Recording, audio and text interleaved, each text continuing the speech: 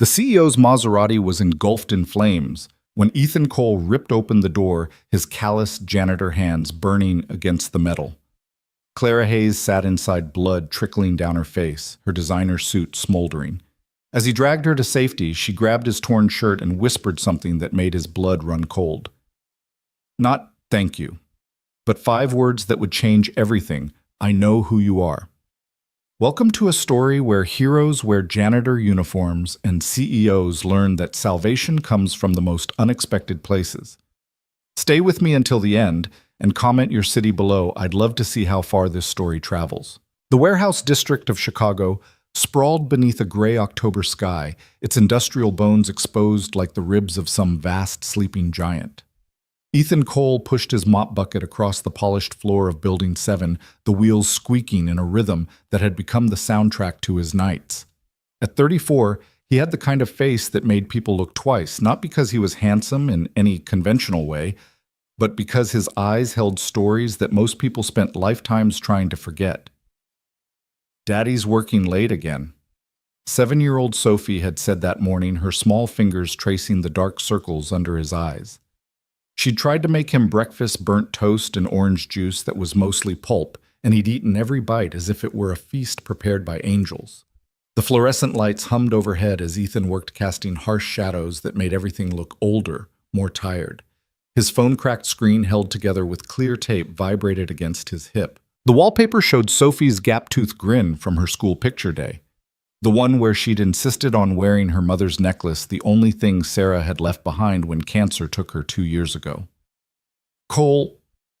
The voice cracked like a whip across the empty warehouse floor. Marcus Thompson, the night supervisor, stood near the loading dock, his considerable bulk straining against his uniform. You planning on finishing this century? I got 3 more buildings need doing before dawn. Ethan didn't look up, just kept pushing the mop in steady arcs. I'll get to them, Marcus. You better. And don't forget to lock up when you're done. Last thing I need is corporate breathing down my neck about security. Marcus disappeared into his office, the door slamming with enough force to echo through the cavernous space. Alone again, Ethan allowed himself a moment to lean against the mop handle. His back screamed from the 12-hour shift he'd already pulled, but rent was due in 3 days. Sophie needed new shoes for gym class, and the electricity company had sent their second notice. He reached into his pocket and pulled out a folded piece of paper worn soft from handling. Tomorrow's job interview at Morrison Tech, assistant maintenance supervisor. It wasn't much, but it paid $8 more an hour and had health insurance that actually covered something. He'd circled the interview time in red 9:00 a.m. sharp. He'd have to leave straight from his shift, no time to go home and change. The suit he'd bought from Goodwill hung in his locker, still in its dry cleaning bag. It was 2 sizes too big, but Sophie had helped him pin it in the right places. You look like a businessman, Daddy, she'd said, her face serious as she stuck pins in the jacket. Like the people on TV who have offices with windows. The memory made him smile, a rare expression that transformed his weathered face. He returned to his work with renewed energy, finishing Building 7 in record time. As he loaded his supplies into the janitor's cart, his eyes caught something unusual in the corner, a notebook, leather-bound and expensive-looking, half hidden behind a stack of shipping pallets. Ethan picked it up, flipping through pages covered in technical drawings and equations. Someone from the day shift must have dropped it. He tucked it into his cart, making a mental note to turn it in to Lost and Found.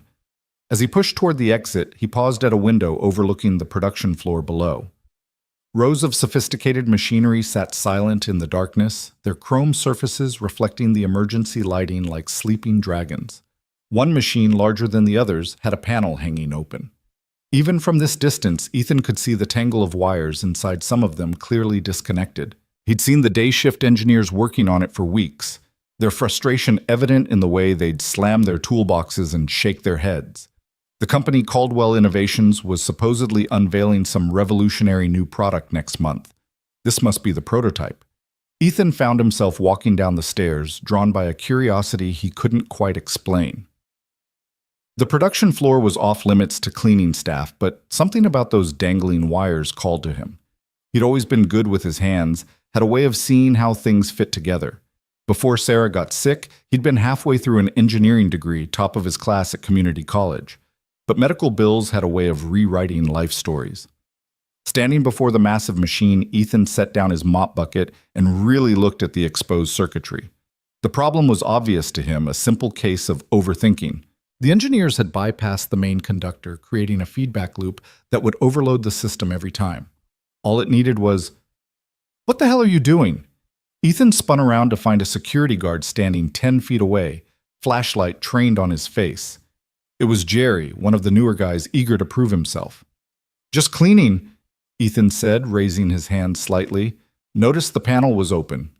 "This area is restricted, you know that." Jerry's hand moved to his radio. "I should report this." "Come on, Jerry, I'm just doing my job. You know me, I've been here 3 years, never caused any trouble." Jerry hesitated, then lowered his radio. "Get out of here, Cole, and stick to your assigned areas." Ethan nodded, grabbing his bucket and heading for the exit. As he walked away, he couldn't shake the image of those wires, the elegant solution that had formed in his mind. But it wasn't his problem. He was a janitor, not an engineer, not anymore. The drive to Building 8 took him past the nice part of town where the buildings had doormen and the cars in the parking garages cost more than he'd make in 5 years. Sophie always pressed her face against the window when they drove through here, making up stories about the people who lived in the penthouses. "That one's a princess," she'd say, pointing at a lit window. "And she has a horse that lives on the roof." Building 8 was smaller, an overflow warehouse that Caldwell used for storing old equipment. It took him 2 hours to clean his movements automatic after years of practice. By the time he finished, it was nearly 5 a.m. He had just enough time to grab coffee and a shower at the truck stop before heading to his interview. The truck stop shower cost $8 money he couldn't really spare, but showing up to an interview smelling like industrial disinfectant wouldn't make the best impression. He stood under the weak spray of hot water, letting it ease the knots in his shoulders. In the cracked mirror, he practiced his smile, the one that said reliable employee rather than desperate single father. The suit felt strange after months of wearing nothing but his janitor's uniform. Sophie's pins held surprisingly well, making it look almost tailored. He'd watch YouTube videos on how to tie a tie, practicing with Sophie as his audience. She'd clapped when he finally got it right, her faith in him absolute and terrifying in its intensity. The highway was already filling with morning commuters as Ethan merged into traffic. His 1998 Honda Civic, held together by rust and prayer, struggled to keep up with the flow. The check engine light had been on for 6 months, but as long as the engine actually ran, he chose to ignore it. Sophie called it lightning because of the faded racing stripe someone had inexpertly painted on the hood. Traffic slowed to a crawl near the I-90 interchange, and Ethan checked his watch anxiously. 8:15. Still plenty of time if traffic started moving soon. He turned on the radio, finding the classical station Sophie liked. She said it helped her think better when she did her homework. At 7, she was already reading 2 grades above her level, her teacher constantly sending home notes about what a bright child she was. She could go far with the right opportunities, Mrs. Peterson had written in the last one. The words had kept Ethan awake that night, staring at the ceiling and wondering how he could give his daughter those opportunities when he could barely keep the lights on. The traffic started moving again, and Ethan allowed himself to imagine getting the job. The extra money would mean Sophie could join the after-school science club she'd been talking about. Maybe they could even move to a better neighborhood, one where he didn't have to check the locks 3 times before bed. That's when he saw the smoke. Black and thick it rose from a car about 100 yards ahead, pulled over on the shoulder. Other vehicles were passing by, drivers craning their necks to look but not stopping. Ethan could see flames licking at the hood of what looked like a silver Maserati, the kind of car that costs more than most people's houses. He should keep driving. The interview was in 35 minutes, and stopping would mean being late. Someone else would help.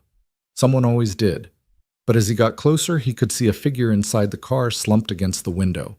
The flames were spreading, consuming the front of the vehicle with frightening speed. "Damn it," Ethan muttered, yanking the wheel to the right and pulling onto the shoulder. He was out of his car before it had fully stopped running toward the burning Maserati. The heat hit him like a physical wall, making him stumble. Through the smoke-darkened window, he could see a woman unconscious or dazed, blood on her forehead. The door handle was hot enough to burn, but Ethan grabbed it anyway, yanking with all his strength. It wouldn't budge. The flames were spreading along the undercarriage now, and he could smell gasoline. He looked around frantically, spotting a large rock on the shoulder. Without thinking, he grabbed it and slammed it against the window. The safety glass spiderwebbed but didn't break. "Come on." He hit it again, harder this time, and the window finally shattered. Reaching through, ignoring the glass that cut into his arms, he unlocked the door from the inside and pulled it open. The woman was semi-conscious, her eyes unfocused. She was wearing a business suit that probably cost more than his car, her dark hair perfectly styled despite the chaos. As Ethan reached for her seatbelt, her hand grabbed his wrist with surprising strength. "The briefcase," she mumbled. Words slurred. "Need the briefcase." "Lady, we need to get out now." The flames were inside the car, now eating at the dashboard, but she kept pointing at a leather briefcase in the back seat. Against every instinct screaming at him to run, Ethan grabbed it, then hauled the woman out of the car, half carrying, half dragging her away from the vehicle. They'd made it maybe 20 feet when the Maserati exploded. The force knocked them both to the ground, Ethan instinctively covering the woman with his body as debris rained down. His suit jacket caught fire from a piece of burning plastic, and he rolled frantically to put it out, the fabric smoking and ruined.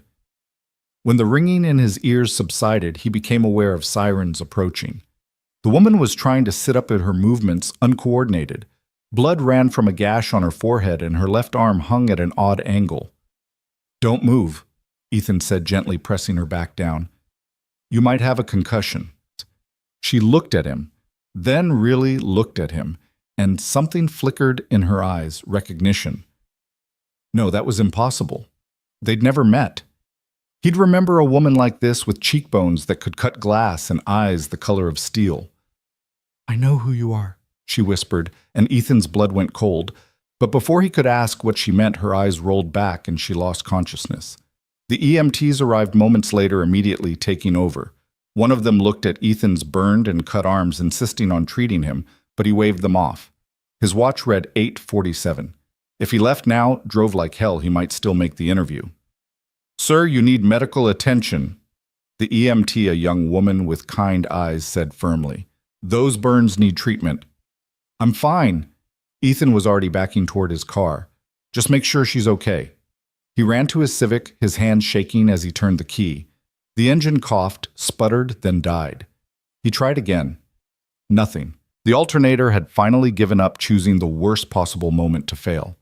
"No, no, no!" He slammed his palm against the steering wheel, feeling the last threads of hope slip away.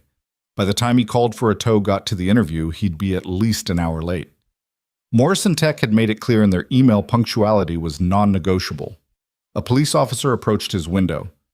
"Sir, we need to get your statement about what happened." Ethan looked at his ruined suit, his burned hands, his dead car, and started to laugh. It wasn't a happy sound. "Yeah," he said. "Sure. Why not?" The officer looked concerned. "Are you all right, sir?" "Perfect," Ethan replied, getting out of the car. "Absolutely perfect." It took an hour to give his statement, another hour for the tow truck to arrive. By the time Ethan got home, it was nearly noon. Sophie's babysitter, Mrs. Chen, from next door, was watching her morning cartoons with Sophie curled up beside her. "Daddy," Sophie launched herself at him, then stopped, eyes wide. "What happened to your suit and your hands?" "Just a little accident, sweetheart. Nothing to worry about." He paid Mrs. Chen with money he'd been saving for groceries, then sat on their threadbare couch as Sophie carefully applied Neosporin and Band-Aids to his burns. "Does it hurt?" she asked, her forehead creased with concentration. "Not when you're taking care of me." She smiled that brilliant smile that made everything else fade away. "I'm going to be a doctor when I grow up. Then I can always take care of you." "What about being a princess who lives in a penthouse?" "I can be both," she said matter-of-factly. "Doctor during the day, princess at night."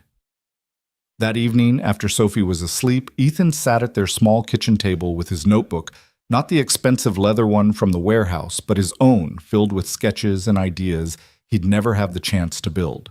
The local news played on their ancient television, the volume turned low. In other news, Caldwell Innovation CEO Clara Hayes was pulled from her burning vehicle this morning by an unidentified Good Samaritan. Hayes, who was on her way to a crucial board meeting, sustained minor injuries and is recovering at Northwestern Memorial. The identity of her rescuer remains unknown as the man left the scene before he could be properly thanked. If you have any information about this hero Caldwell, Innovations is offering a substantial reward. Ethan turned off the TV. He didn't need rewards or recognition. He needed a job that paid more than minimum wage, a car that actually ran, and a chance to give Sophie the life she deserved. Being a hero didn't pay the bills. His phone rang the landlord, probably wanting to know about the rent, but it was an unknown number. Mr. Cole. This is Jennifer from Morrison Tech HR. I'm calling about your interview this morning. His heart sank. I'm so sorry. There was an emergency and... Actually, Mr. Cole, that's why I'm calling. We saw the news about the accident on I-90. The timestamp on the police report shows you were the one who pulled that woman from the car. Is that correct? Yes, but Mr. Morrison would like to reschedule your interview for tomorrow if you're available. Same time. Ethan closed his eyes, feeling a flutter of hope. Yes, I'll be there. Excellent. And Mr. Cole, Mr. Morrison asked me to tell you that anyone who risks their life to save a stranger is exactly the kind of person we want on our team. After she hung up, Ethan sat in the darkness for a long moment. Maybe, just maybe, things were about to change. The next morning, he borrowed Mrs. Chen's car wearing his janitor's uniform, the only clean clothes he had left. Morrison Tech occupied 3 floors of a gleaming office building downtown. Ethan felt out of place the moment he walked through the revolving doors, but he kept his head up.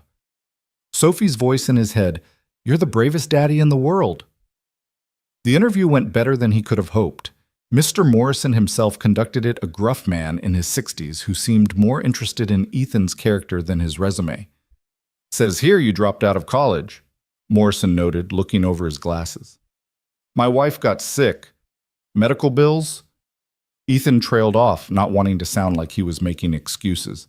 Morrison nodded slowly. "Sometimes life doesn't give us choices. It's what we do with the choices we do have that matters." He closed the folder. "Can you start Monday?" Ethan felt his throat tighten. "You mean assistant maintenance supervisor, probationary, period of 90 days. But based on what I've seen and heard, I don't think that'll be a problem." Walking out of the building, Ethan felt lighter than he had in years. He called Mrs. Chen to share the news, and she insisted on watching Sophie for free that evening so he could celebrate. Not that he had money to celebrate with, but he could take Sophie to the park, push her on the swings until she laughed so hard she got hiccups. He was so lost in thought that he almost didn't notice the Blacktown car following him. It wasn't until he turned the 3rd corner and the car was still there that alarm bells started ringing. He ducked into a coffee shop, watching through the window as the car pulled to the curb. A man in a dark suit got out looking around. Ethan's mind raced. He didn't owe anyone money, not the kind that sent men in suits after you anyway. He waited until the man walked past the coffee shop, then slipped out and headed in the opposite direction. But there was another man waiting by Mrs. Chen's car. Ethan Cole. The man was tall, professional, with the kind of neutral expression that could mean anything. "Who's asking?" "My name is Richard Brennan. I work for Caldwell Innovations. Ms. Hayes would like to thank you personally for saving her life." "That's not necessary. I did what anyone would do." Nevertheless, she insists. There's a car waiting. Ethan looked at his watch. Sophie would be getting out of school in an hour. "I appreciate the offer, but it won't take long. Ms. Hayes is quite insistent when she sets her mind on something." Something in the man's tone suggested that refusing wasn't really an option. Besides, Ethan was curious about the woman's strange words, "I know who you are." The ride to Caldwell Tower took them through the heart of Chicago's financial district. The building itself was a monument to modern architecture, all glass and steel reaching toward the sky. Ethan had cleaned its lobby once years ago when his company had a contract with them. He'd never been above the 3rd floor. The executive elevator rose smoothly to the 52nd floor, opening onto a reception area that looked more like a museum than an office. Original paintings lined the walls, and the furniture probably cost more than Ethan would make in his lifetime, even with his new job. "Mr. Cole," a woman's voice said, and he turned to see Clara Hayes herself, her left arm in a designer sling that somehow made her look even more formidable. The gash on her forehead had been expertly concealed with makeup, but he could see the faint outline of stitches. She was smaller than he'd expected, maybe 5'6" in her heels, but she carried herself like someone who'd never been told no. Her steel gray eyes studied him with an intensity that made him want to check if his shirt was tucked in properly. "Ms. Hayes, how are you feeling?" "Alive, thanks to you." She gestured to a seating area with floor-to-ceiling windows overlooking the city. "Please sit. Can I get you anything coffee, water?" "I'm fine, thank you, and really this isn't necessary. Anyone would have done the same." She laughed a short, sharp sound. "No, Mr. Cole, they wouldn't have. Do you know how many cars passed by before you stopped 17? I counted them through the smoke."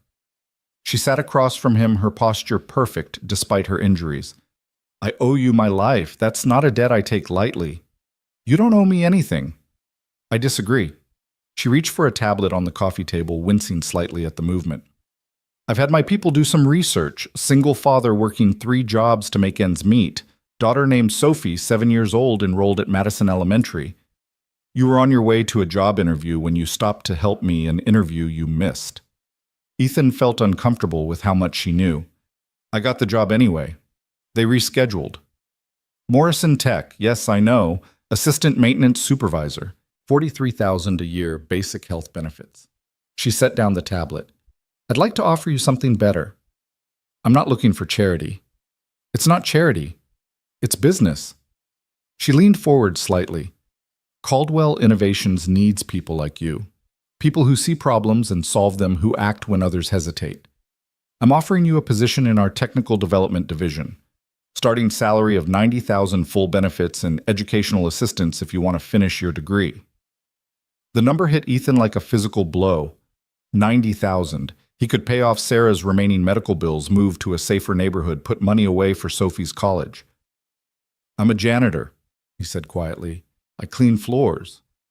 I don't have a degree, don't have experience. You have instincts. That's worth more than a dozen degrees."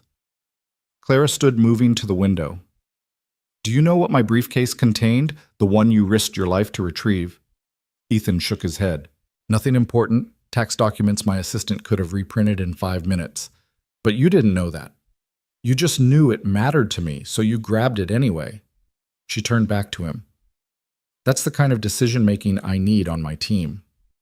Ms. Hayes, I appreciate the offer, but there's something else." She picked up a remote and pointed it at a screen on the wall. Security footage began to play the warehouse from last night, the timestamp showing 2:47 a.m.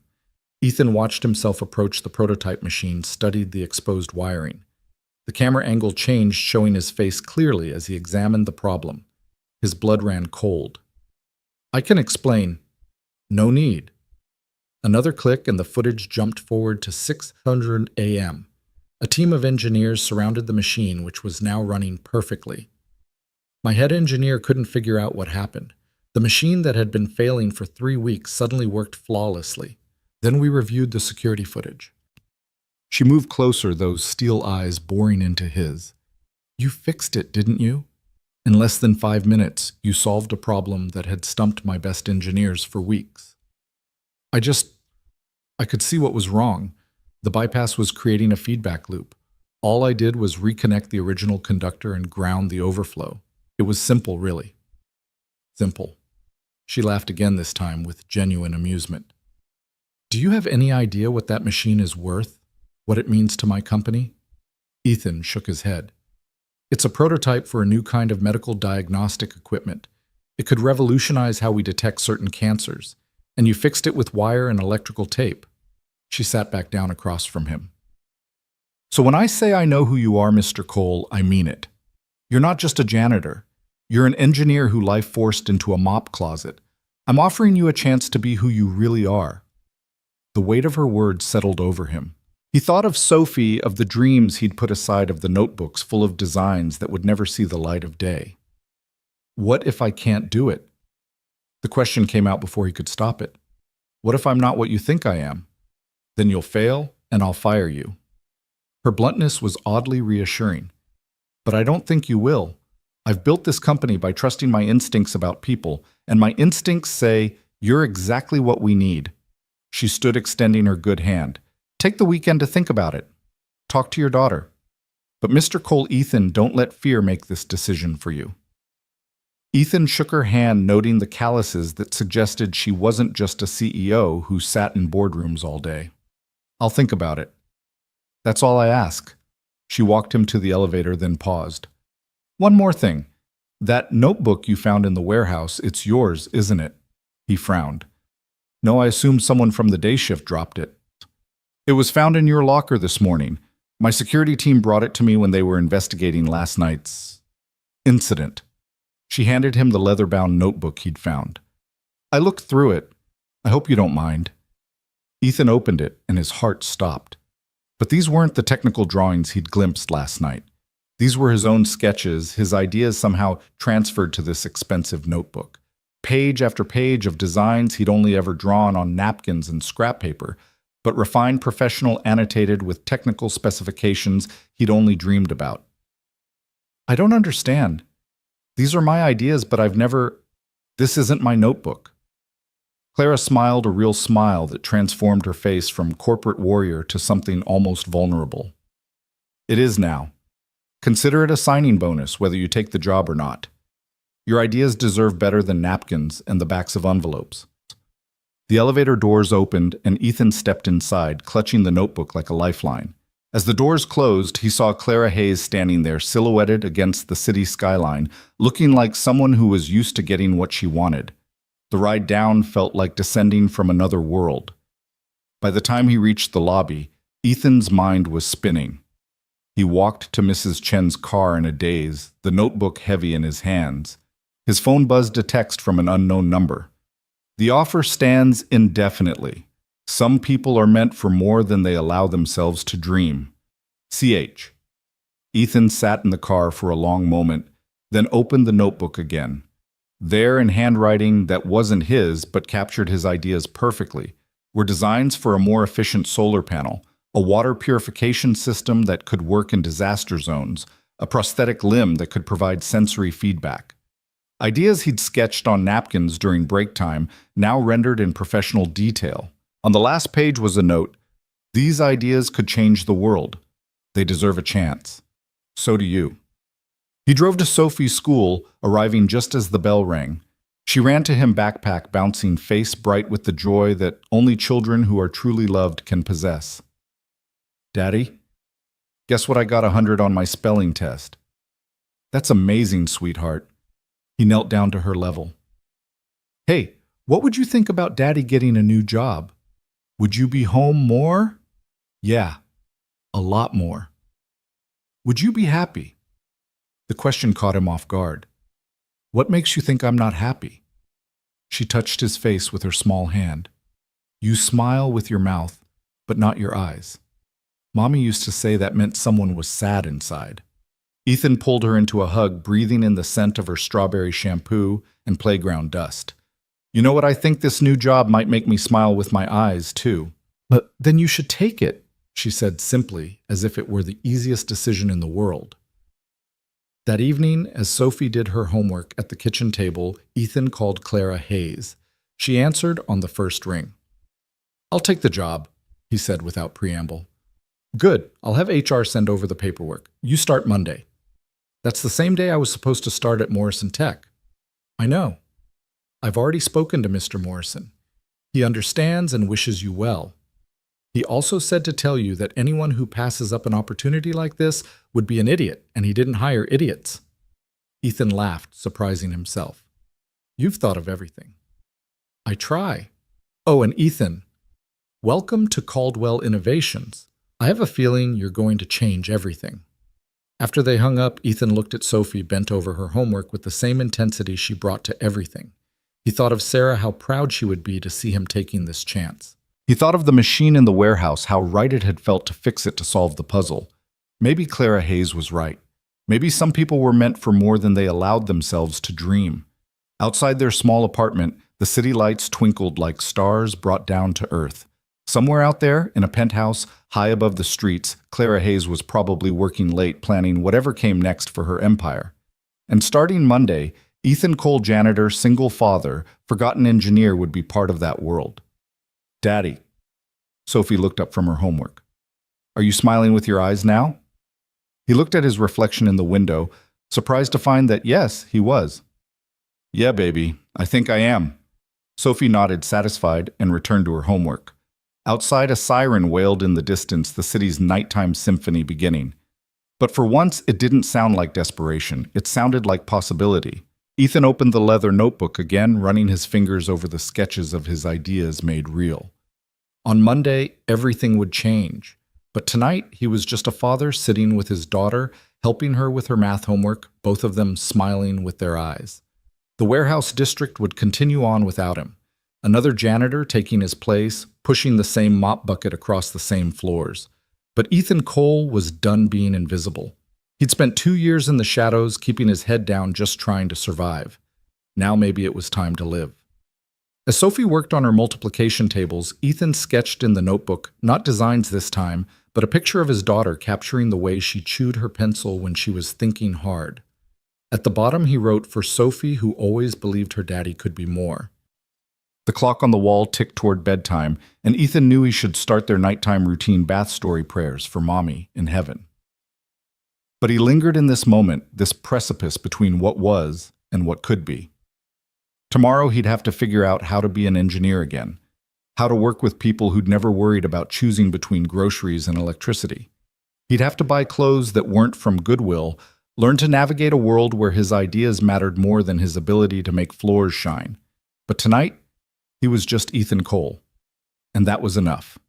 The notebook full of dreams sat on the table beside Sophie's spelling test, both of them proof that sometimes, if you're very lucky, life gives you a second chance. Daddy, Sophie asked, not looking up from her homework, what does serene mean by the peaceful?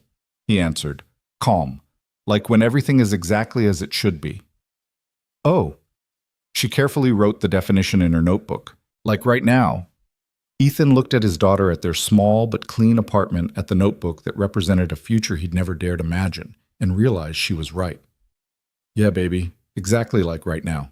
Monday morning arrived with the kind of Chicago wind that cut through jackets and found every gap in window frames. Ethan stood outside Caldwell Tower at 7:45 a.m., 15 minutes early, watching his reflection in the polished glass doors. The new clothes felt foreign against his skin, business casual. Claire's assistant had called it when she'd sent him to a downtown store with a company credit card.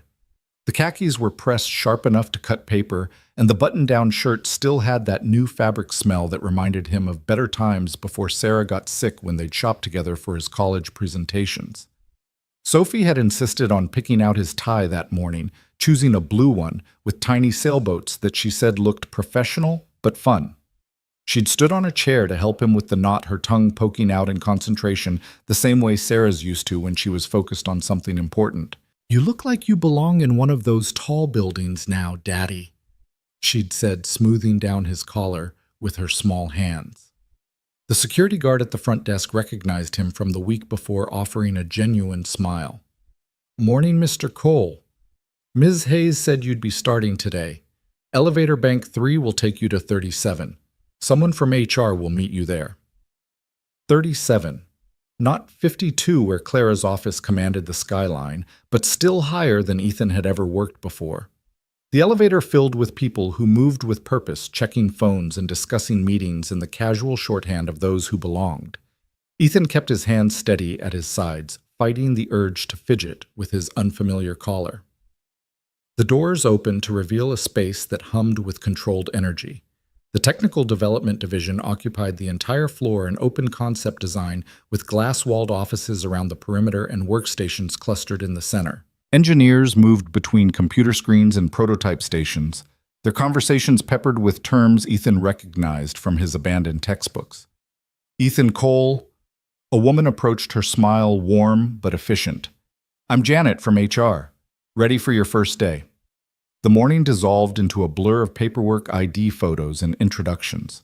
Janet led him through the maze of workstations, rattling off names and titles that Ethan tried desperately to remember. The other employees were polite, but curious, their eyes holding questions about who he was and why Clara Hayes had personally hired him. And this will be your workspace. Janet finally said, stopping at a desk near one of the floor-to-ceiling windows. It wasn't an office, but it had a view of the city that made Ethan's chest tight with something between fear and possibility. A computer that looked like it cost more than his car sat on the desk alongside drafting tools and engineering software manuals. Someone had placed a small potted plant in the corner, a tiny bit of green life amid all the steel and glass. "Mr. Chen will be your direct supervisor," Janet continued, gesturing to a glass office where an older Asian man sat surrounded by monitors. "He's our lead engineer. Clara specifically requested you be placed on his team." Michael Chen was nothing like Ethan expected. Where Clara was all sharp edges and intensity, Chen moved with the measured calm of someone who'd learned that the best solutions rarely came from rushing. His office was organized chaos blueprints layered on every surface, a collection of defunct circuit boards arranged like art on one wall, and at least 6 empty coffee cups in various stages of abandonment. "So you're the janitor who fixed our prototype," Chen said, without preamble, not looking up from the schematic he was studying. "Show me how you did it." Ethan moved to the whiteboard, picking up a marker with hands that barely trembled. He drew the circuit diagram from memory, explaining the feedback loop, the unnecessary bypass, the simple elegance of returning to the original design.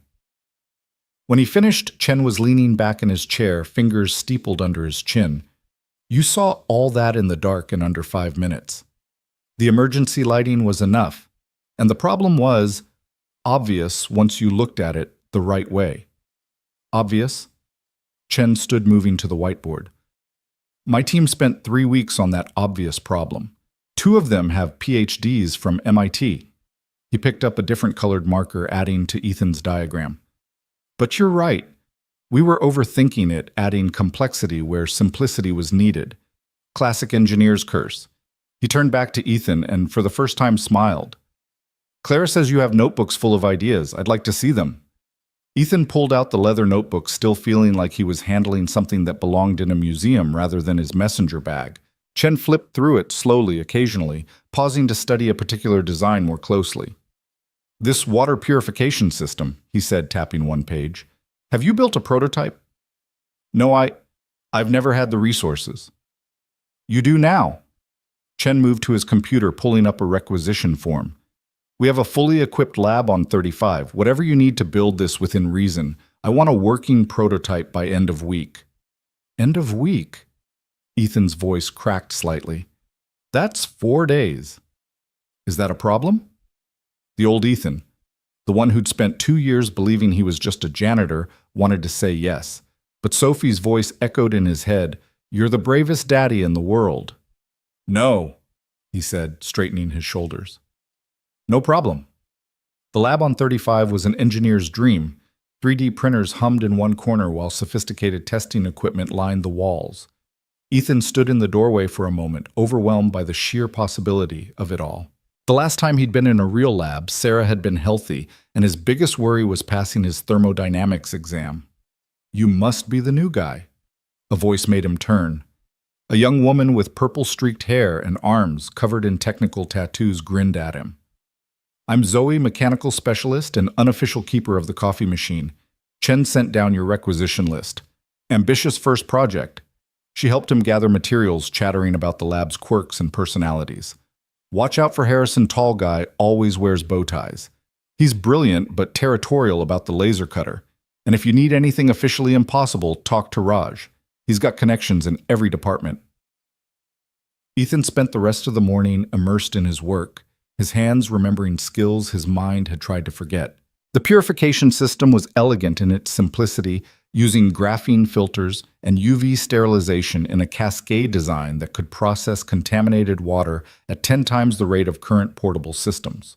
But theory and practice were different animals, and by lunch, he'd already hit 2 significant obstacles. Engineering is 10% inspiration and 90% creative profanity, Zoe said, finding him glaring at a failed filter housing. "Come on, new guy, lunch break." Chen's rule, no eating in the lab after the incident with Raj and the prototype that turned out to be surprisingly flammable. The cafeteria on 20 was another revelation. Not the sad break room with vending machines Ethan was used to, but a full dining facility with a salad bar and a chef making custom sandwiches. He thought of the peanut butter and jelly he'd packed out of habit, sitting in his messenger bag like a relic from another life. Overwhelmed yet, Chen appeared beside him in the lunch line, selecting a soup that smelled like real vegetables instead of powder and sadness. Honestly terrified. Good. Comfort is where innovation goes to die.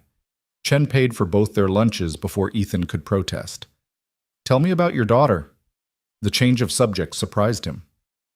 Sophie? She's 7. Smart as hell, sorry heck.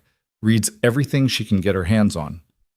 My daughter was the same at that age. She's at Northwestern now, studying biomedical engineering.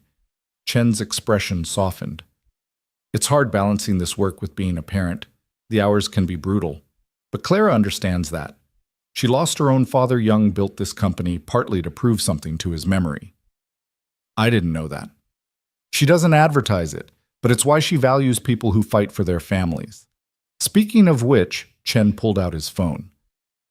There's an after-school program here for employees' kids. Fully funded, includes tutoring and STEM activities. Sophie might enjoy it. Ethan's throat tightened. The program he couldn't afford, the opportunities he couldn't provide, suddenly possible. That would be, yes. She'd love that. The afternoon flew by in a haze of problem-solving and micro-adjustments. By 4 o'clock, Ethan had a partially functioning prototype that only leaked slightly and barely electrocuted him when he connected the UV array. Progress. Not bad for day 1, Zoe said, peering over his shoulder. Most new hires spend their first week just figuring out where the bathroom is. At 4:45, Ethan started packing up, anxiety creeping in about picking up Sophie on time. The after-school program didn't start until next week, and Mrs. Chen could only watch her until 5:30. Leaving already. Harrison, the bow-tie-wearing territorial one, raised an eyebrow from his workstation. I have to pick up my daughter. Ah, a clock watcher. The dismissal in his tone was sharp enough to cut. A father. Chen's voice came from behind them. There's a difference, Harrison. One you might understand if you had priorities beyond your publications. Harrison flushed and turned back to his work. Chen walked Ethan to the elevator. Don't mind him. Brilliance and social skills rarely coexist. You did good work today, Ethan. Real good work. The commute to Sophie's school in his repaired Honda felt like traveling between worlds. The Caldwell Tower disappeared in his rearview mirror, replaced by the familiar streets of their neighborhood, check-cashing stores and beauty supplies, the corner bodega where Mr. Kim sometimes let Sophie pick a free piece of candy. Sophie was waiting on the school steps, backpack at her feet, reading a library book that looked far too advanced for 2nd grade. When she saw him, her face lit up like Christmas morning. Daddy, how was your first day? Did you build something? Are the people nice? Is your office really high up? He answered her rapid-fire questions on the drive home, editing out Harrison's coldness and his own moments of panic. She listened with the intense focus she brought to everything that mattered to her. Can I see where you work sometime? She asked as they climbed the stairs to their apartment. Maybe. There's actually a program there for kids after school. You could come with me and do activities while I finish work. Really? Her eyes went wide. Like science stuff. Exactly like science stuff. That evening, as Sophie did homework and Ethan sketched refinements to his prototype, his phone buzzed. Text from Clara Hayes. Chen says you're exceeding expectations. I knew you would. He started to type a response, then deleted it. Started again, deleted again. Finally sent, thank you for the chance. Her reply was immediate. You earned it. Stop thanking me and start changing the world. Tuesday came with new challenges. The prototype that had shown promise now refused to maintain consistent flow rates. Ethan found himself in the lab at 6 a.m., an hour before official start time, taking apart the filter housing for the dozenth time. You're here early. Claire's voice made him jump, sending tiny screws scattering across the workbench.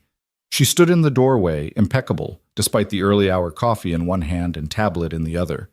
The sling was gone, though she still moved her left arm carefully. Couldn't sleep, Ethan admitted, gathering the scattered pieces. Kept thinking about the pressure differential in the second stage. And she moved closer, genuinely interested. I think I've been approaching it wrong. Instead of fighting the pressure variance, I should use it. Make it part of the filtration process. Clara set down her coffee, picking up one of the filter components with careful fingers. Show me. For the next 20 minutes, Ethan forgot she was the CEO, forgot his nervousness, forgot everything except the problem and its solution. They worked side by side, Clara asking questions that pushed his thinking in new directions, her understanding of engineering deeper than he'd expected from someone who spent most of her time in boardrooms.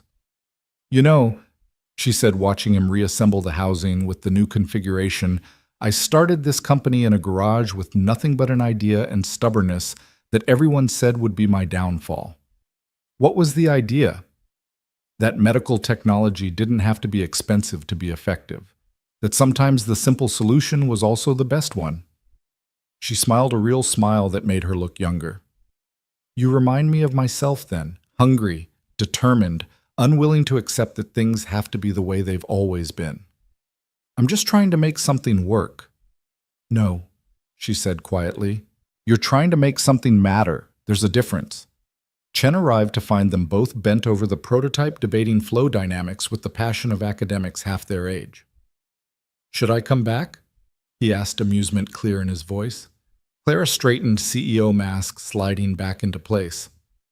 I was just leaving. Board meeting at 8. She paused at the door.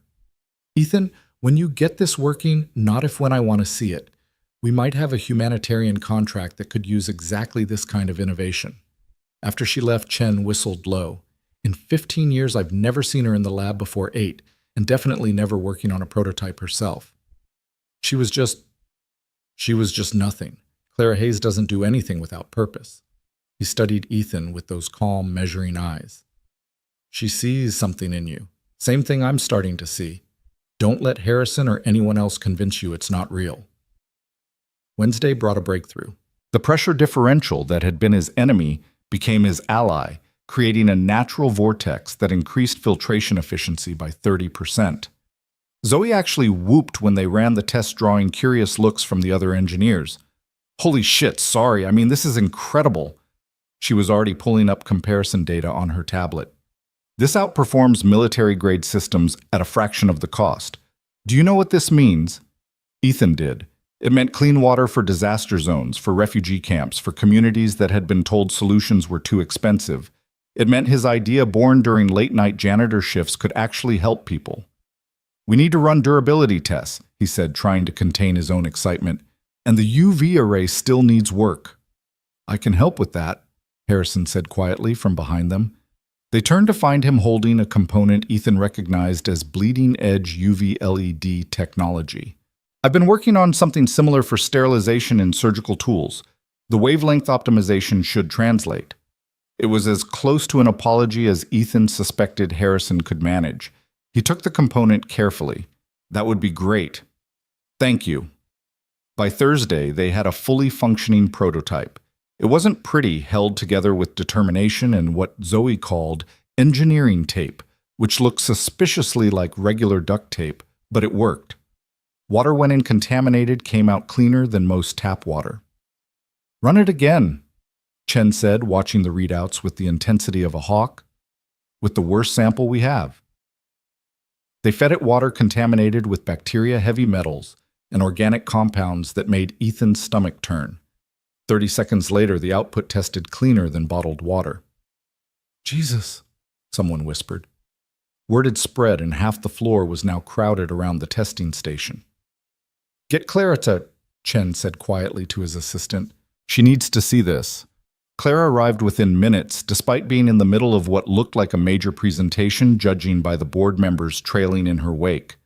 She took in the crowd, the prototype, the test results displayed on the monitor. Show me, she said simply.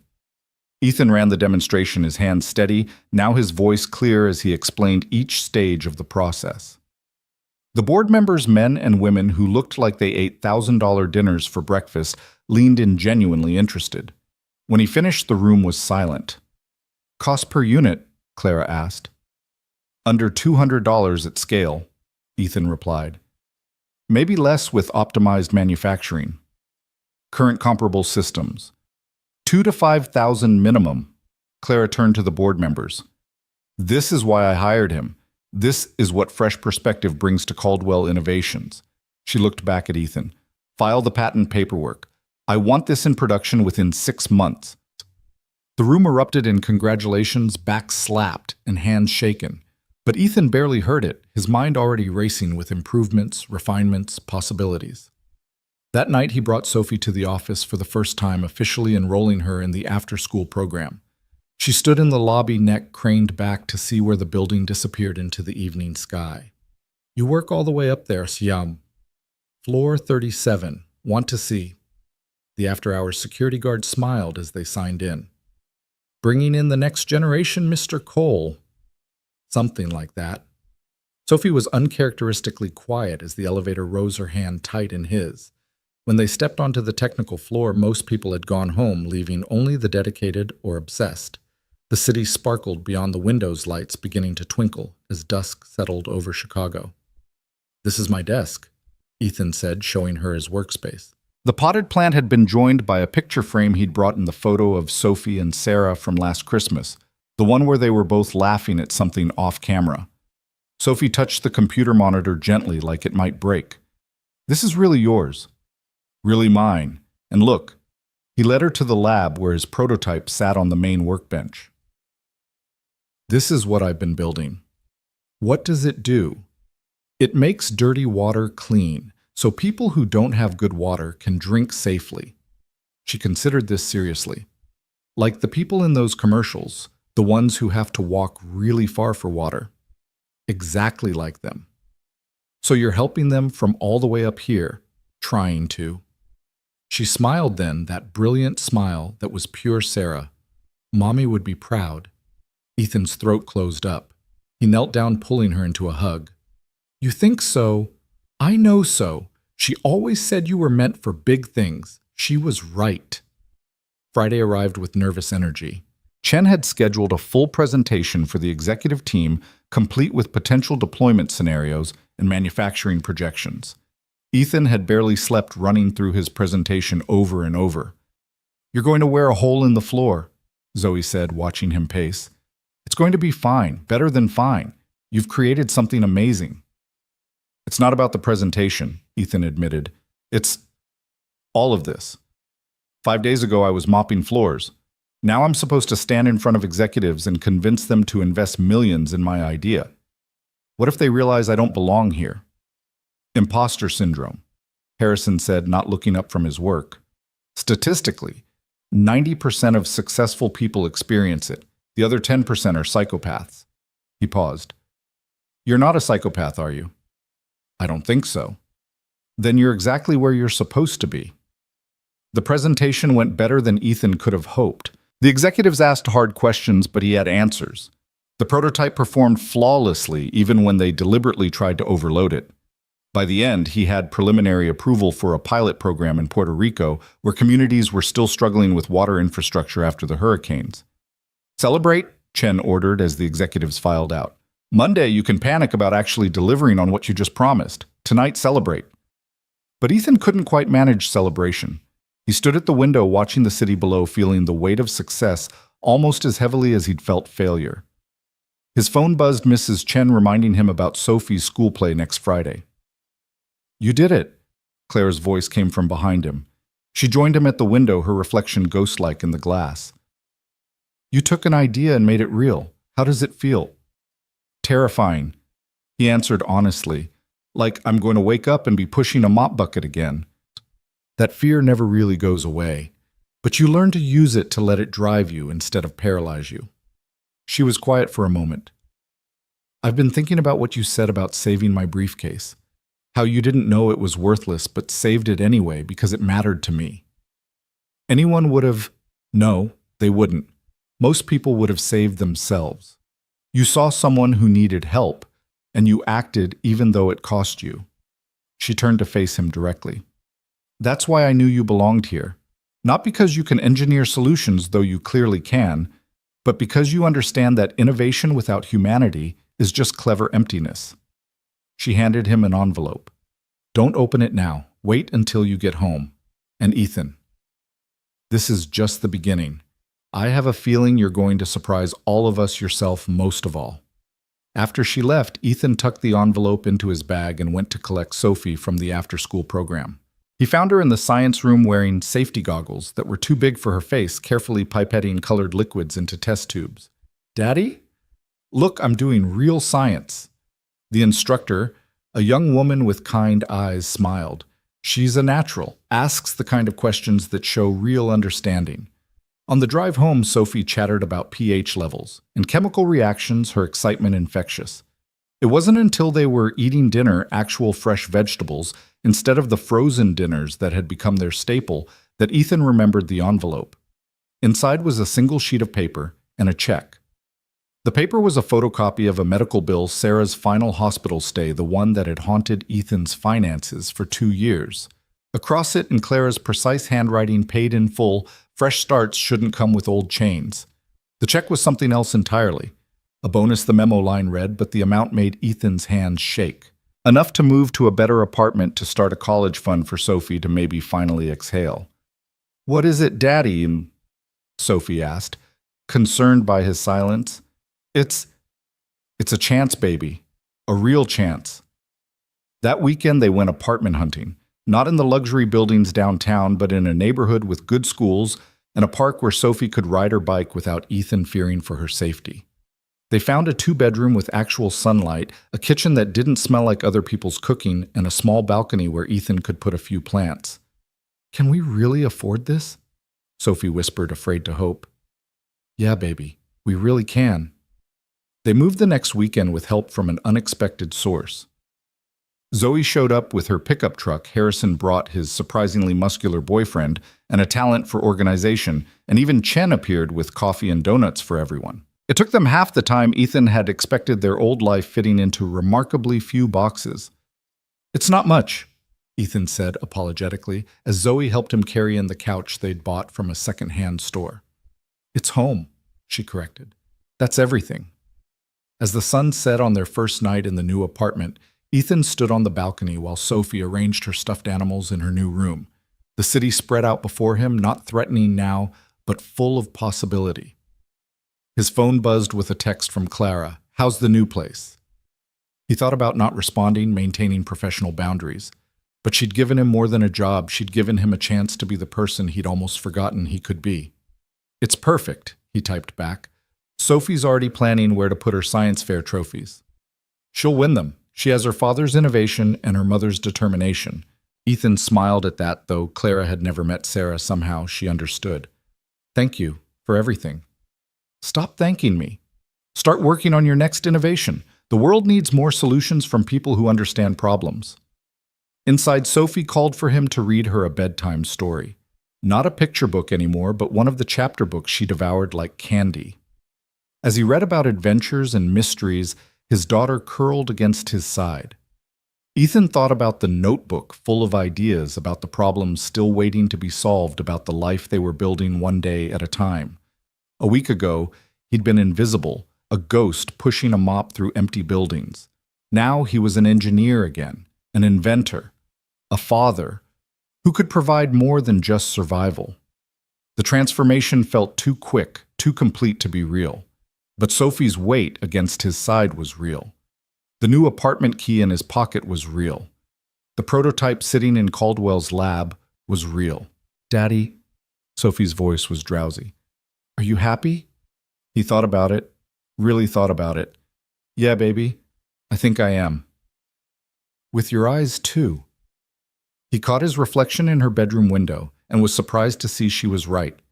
He was smiling with his whole face, the kind of smile he hadn't worn since before the hospital, before the bills, before the world had shrunk to the size of a mop bucket. "With my eyes, too." Sophie nodded, satisfied, and drifted off to sleep. Ethan stayed there holding his daughter in their new home, watching the city lights twinkle like earthbound stars. Tomorrow would bring new challenges, the pilot program to implement Harrison's territorial nature, to navigate the constant fear that he wasn't qualified for this new life.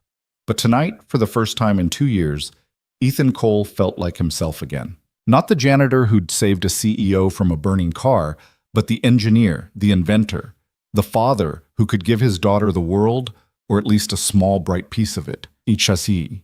The Puerto Rico deployment was scheduled for 3 weeks after the presentation, leaving Ethan in a constant state of controlled panic. He arrived at the office each morning before dawn, refining the prototype while the city still slept. The lab became his second home, littered with coffee cups and calculations scrawled on every available surface. "You're going to burn out," Zoe warned. Finding him asleep at his workbench one Tuesday morning, his face pressed against technical drawings that had left grid marks on his cheek.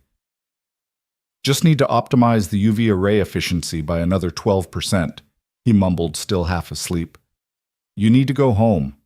Sophie needs a father, not a ghost who smells like solder and regret." The mention of Sophie snapped him fully awake. He checked his phone, 3 missed calls from the after-school program. His stomach dropped as he dialed back, apologies already forming on his lips. "Mr. Cole, Sophie's fine," the program coordinator assured him quickly. "But she's been here 2 hours past pickup time. This is the 3rd time this week." The guilt hit him like a physical blow. He'd been so focused on helping hypothetical strangers that he'd forgotten the very real little girl who needed him. 20 minutes later, he found Sophie in the program's reading corner, her homework long finished, working her way through a book about Marie Curie. "I'm so sorry, baby," he said, kneeling beside her chair.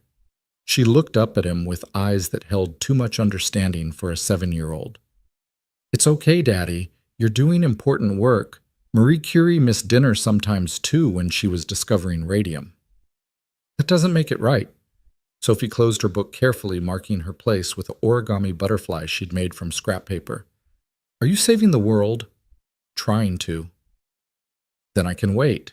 But maybe," she added with a small smile, "you could save it a little faster so we can have pizza night again." That night, Ethan forced himself to leave the office at a reasonable hour. They had pizza at their favorite place, a little restaurant where the owner, Mr. Antonelli, always snuck Sophie extra breadsticks. As she chattered about her day, showing him a science project about ecosystems that had earned her a gold star, Ethan realized he'd been repeating his old pattern, sacrificing the present for a future that might never come. "Tell me about Puerto Rico," Sophie said suddenly, cheese stringing from her slice. "Are you going there?" He hadn't told her about the deployment yet, hadn't figured out how to explain that he'd be gone for a week. "Yeah, baby, next week, to install the water systems in communities that need them." "Can I come?" "Not this time. It's a work trip and you have school." Her face fell slightly, but she rallied quickly. "Will you take pictures so I can see where my daddy's helping people every single day?" Clara called that evening after Sophie was asleep. "Final briefing tomorrow. The humanitarian coordinator wants to meet you, discuss deployment strategies." "I'll be there." "Ethan." She paused, unusual for someone typically so direct. "This is a big responsibility. These communities have been promised help before and been disappointed. We can't be another failure." "We won't be." "You sound certain." He thought of Sophie's faith in him, of the water that had run clear through his prototype thousands of times now. "I am." The humanitarian coordinator turned out to be a woman named Dr. Maria Santos, with silver-streaked hair and eyes that had seen too many disasters. She spread maps across the conference table, marking communities with red pins. "These areas have been without reliable water for 18 months, she said, her accent carrying hints of the island she was fighting to help. "Children are getting sick. Elderly people are dying from dehydration and waterborne diseases. Your system works in a lab, Mr. Cole. Can it work in mud and heat and desperation?" "It was designed for exactly that," Ethan replied, meeting her skeptical gaze. "I didn't build it for laboratories. I built it for people who need water more than they need promises." Something in his tone must have convinced her, because she nodded slowly. "We leave Monday. Bring work clothes. This isn't a photo opportunity. It's hard labor in hard conditions." "I've done hard labor my whole life, Dr. Santos. At least this time it's for something that matters." The weekend before departure, Ethan took Sophie to the Museum of Science and Industry. They spent hours in the exhibits, Sophie asking questions that made other parents smile and take pictures of the earnest little girl interrogating the museum guides. In the water exhibition, she pulled him to a display about water scarcity. "This is what you're fixing, right?" she said, pointing to statistics about children who died from contaminated water. Trying to, yeah. She slipped her hand into his, squeezing tight. Mommy would be really proud of you. That night, while packing, Ethan found Sarah's wedding ring in his drawer, tucked inside the small velvet box where he'd kept it since the funeral. He'd never been able to bring himself to sell it, even when the electricity was shut off, even when Sophie needed shoes. Now he held it up to the light, remembering how it had looked on Sarah's finger as she held their newborn daughter. I'm trying, Sarah, he whispered to the empty room. I'm trying to be the man you believed I could be. Monday arrived gray and humid, the kind of Chicago morning that promised storms by afternoon. Sophie clung to him at Mrs. Chen's apartment, where she'd be staying for the week. You'll call every night? She asked, face buried in his shirt. Every single night, and Mrs. Chen is going to take you to school and pick you up just like normal. I'll miss you. I'll miss you too, baby, but I'll be back Sunday and I'll have so many stories to tell you. The flight to San Juan felt like crossing into another world. Below the island sprawled green and damaged, beautiful and broken in equal measure. Clara sat across from him in the company jet, reviewing deployment schedules with an intensity that suggested she hadn't slept much either. Nervous? She asked, catching him staring out the window. Terrified. Good. It means you understand what's at stake. Dr. Santos met them at a small airport in the mountains, driving a mud-splattered truck that had seen better decades. The roads were more suggestion than reality, washed out in places and barely wide enough for the vehicle in others. Clara gripped the door handle with white knuckles, but Ethan felt oddly at home. This was real in a way the Caldwell Tower could never be. The first community was a collection of houses clinging to a hillside, their roofs still draped with blue tarps from the hurricane 2 years prior. Children played in the street, stopping to stare as the truck pulled up. The water distribution center was a concrete building with no roof, just twisted metal beams reaching toward the sky like broken fingers. This is where they come for water, Dr. Santos explained, showing them plastic barrels that looked like they hadn't been properly cleaned in months. When there is water, the trucks come maybe twice a week if the roads are passable. Ethan was already unpacking the prototype, his movements efficient. Where's the most contaminated source? An elderly man named Carlos led them to a stream that ran brown with runoff and waste. The smell made Clara step back, her hand covering her nose, but Ethan knelt at the water's edge, filling sample containers. You can't seriously expect to purify that, Clara said. Watch me. It took him an hour to set up the system, connecting it to a small generator they'd brought. A crowd had gathered, curious but skeptical. He'd seen that look before, the expression of people who'd been disappointed too many times to hope. When he turned on the system, it hummed to life, pulling in the contaminated water. 30 seconds felt like 30 years as everyone waited. Then clear water began flowing from the output valve. Carlos was the first to approach, cupping his weathered hands under the stream. He brought the water to his lips cautiously, then drank deeply. His eyes widened. Es limpia, he said softly. Then louder to the crowd, the water is clean. The chaos that followed was beautiful. Children ran to get cups and bottles. Mothers cried as they watched their babies drink safely. And old women blessed Ethan in rapid Spanish. He couldn't understand but felt in his bones. This is just one system, Clara said quietly beside him. Watching a little girl Sophie's age fill a pink plastic cup, her smile radiant. We need hundreds. Then we'd better get to work. They installed 3 more systems that day, each deployment faster as they developed a rhythm. Clara surprised him by stripping off her designer jacket and helping to dig trenches for the intake pipes, mud streaking her face and arms. Dr. Santos translated as Ethan trained local teenagers to maintain the systems, showing them how to replace filters and check the UV arrays. That night they stayed in a local family's home, sleeping on air mattresses in a room with no glass in the windows. Ethan called Sophie on the satellite phone standing outside to get better reception. Did you help people today, Daddy? Her voice crackled through the connection. Yeah, baby. A lot of people. Tell me everything. So he did painting pictures with words of the children who looked like her, the water that ran clear the way hope looked when it flooded back into tired eyes. When they hung up, he found Clara sitting on the porch steps, staring at the stars visible through the gap in the jungle canopy. Can't sleep? He asked, joining her. Thinking about my father. He was an engineer too, designed bridges. He used to say that engineering was just applied hope building tomorrow's solutions for today's problems. Sounds like a smart man. He was. Died when I was 15. Heart attack at his drafting table working on a bridge that would connect two communities that had been separated for generations. She pulled her knees to her chest, looking younger in the moonlight. I built Caldwell to continue his work in a way, but somewhere along the line I got lost in board meetings and profit margins. Forgot that it was supposed to be about helping people. You're here now. Because of you. She turned to look at him. You reminded me why this matters. That janitor who saved me from my burning car. He saved me from more than fire.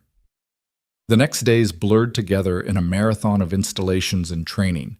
They worked from dawn until well past dusk.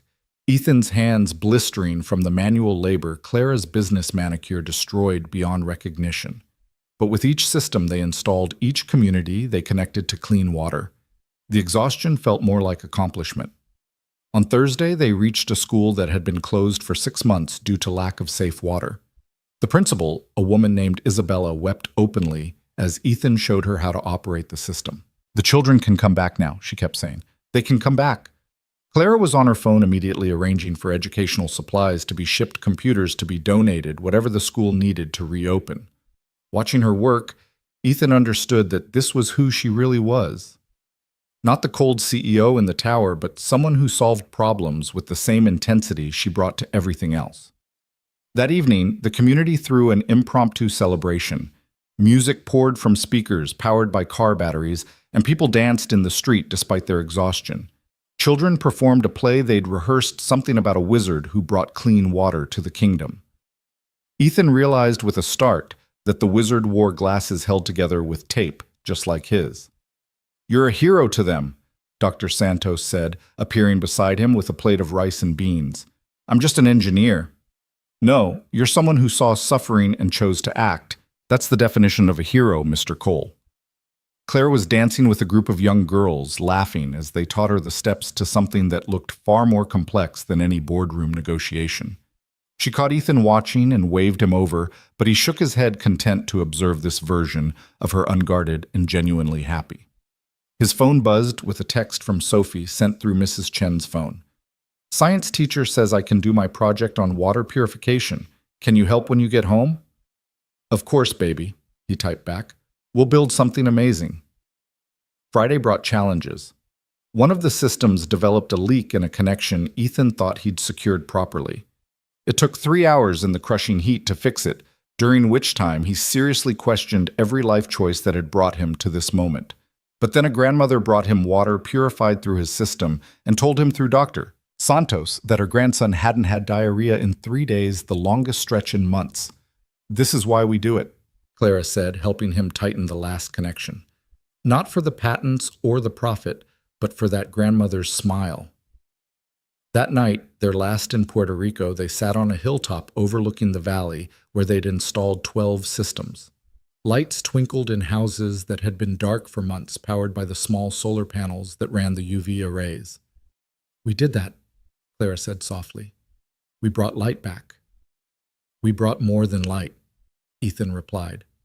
Thinking of the children who could return to school, the babies who wouldn't get sick, the communities that could rebuild with one less critical problem to solve. I want to do more. Not just Puerto Rico, everywhere water is a crisis. Africa, India, Flint. Will you help me? He thought of Sophie, of the life they were building in Chicago, of the stability he'd fought so hard to achieve. Yes, but I need to be home for my daughter. She's already lost one parent to a cause bigger than our family. We'll figure it out. Remote monitoring local teams for installation, whatever it takes. I'm not asking you to choose between changing the world and raising Sophie. I'm asking you to do both. The flight home Saturday afternoon was quiet, both of them exhausted beyond words. Clara worked on her tablet arranging manufacturing contracts to mass-produce the systems. Ethan sketched improvements in his notebook ideas that had come from seeing the systems in actual use, but mostly they sat in companionable silence, two people who'd shared something that couldn't quite be expressed in words. Sophie was waiting at the airport with Mrs. Chen breaking free to run into Ethan's arms the moment she saw him.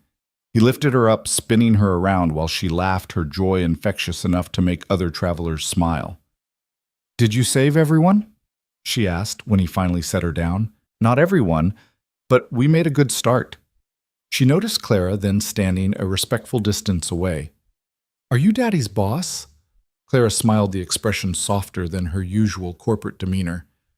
"I am. You must be Sophie. Your father talks about you constantly." "He does." Sophie looked pleased. "He talks about you too. He says you're scary smart and that you work too hard." "Sophie," Ethan felt his face flush, but Clara laughed a genuine sound that transformed her face. "Your father's not wrong, on both counts." Mrs. Chen invited Clara to join them for dinner, an offer that surprised everyone, including Clara, but she accepted following them to a small Chinese restaurant that Mrs. Chen claimed had the best dumplings in Chicago.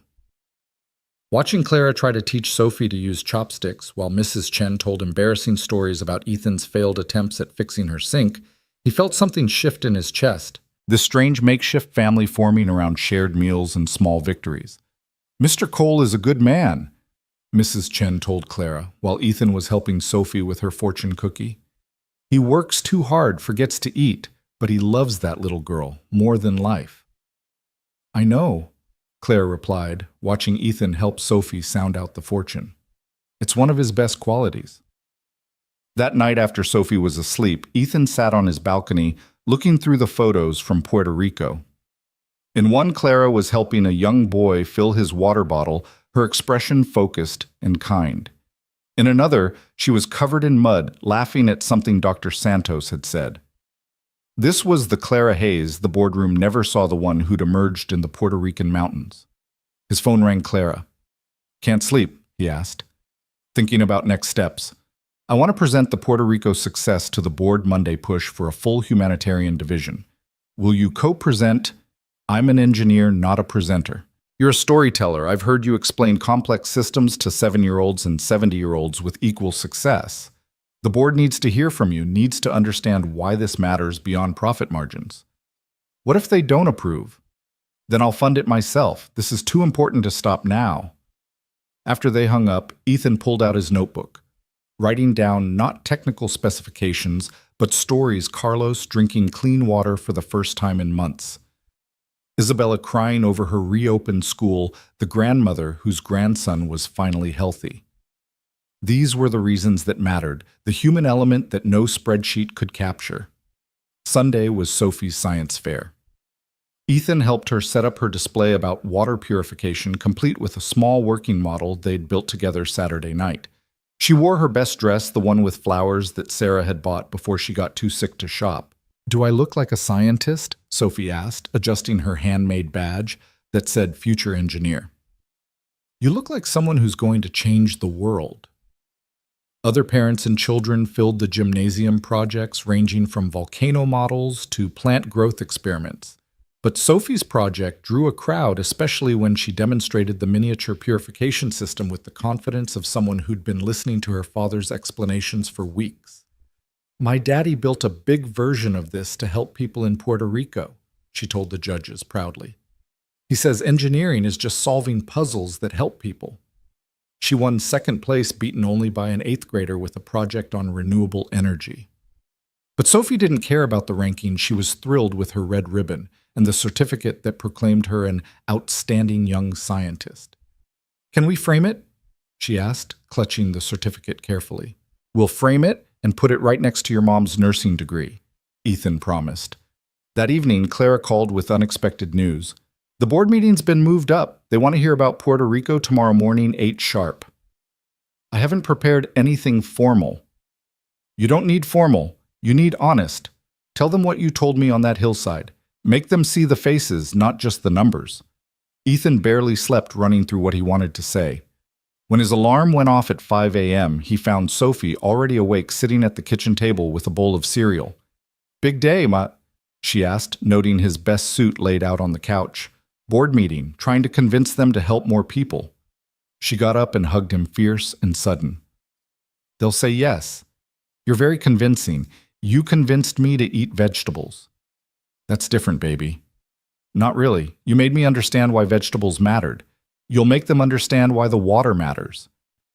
At Caldwell Tower, the boardroom was intimidating in its corporate perfection. 12 board members sat around a table that cost more than most people's cars, their faces professionally neutral. Clara introduced him simply as the lead engineer on the Puerto Rico project. Ethan stood his notes forgotten in his pocket. Instead, he pulled out his phone and showed them pictures. Not the professional photos the marketing team had taken, but his personal ones. Carlos, Isabella, the grandmother, the children dancing in the street. "This is why we went to Puerto Rico," he said, his voice steady despite his nerves. "Not for market share or tax breaks or good PR. We went because people needed help and we had the ability to provide it."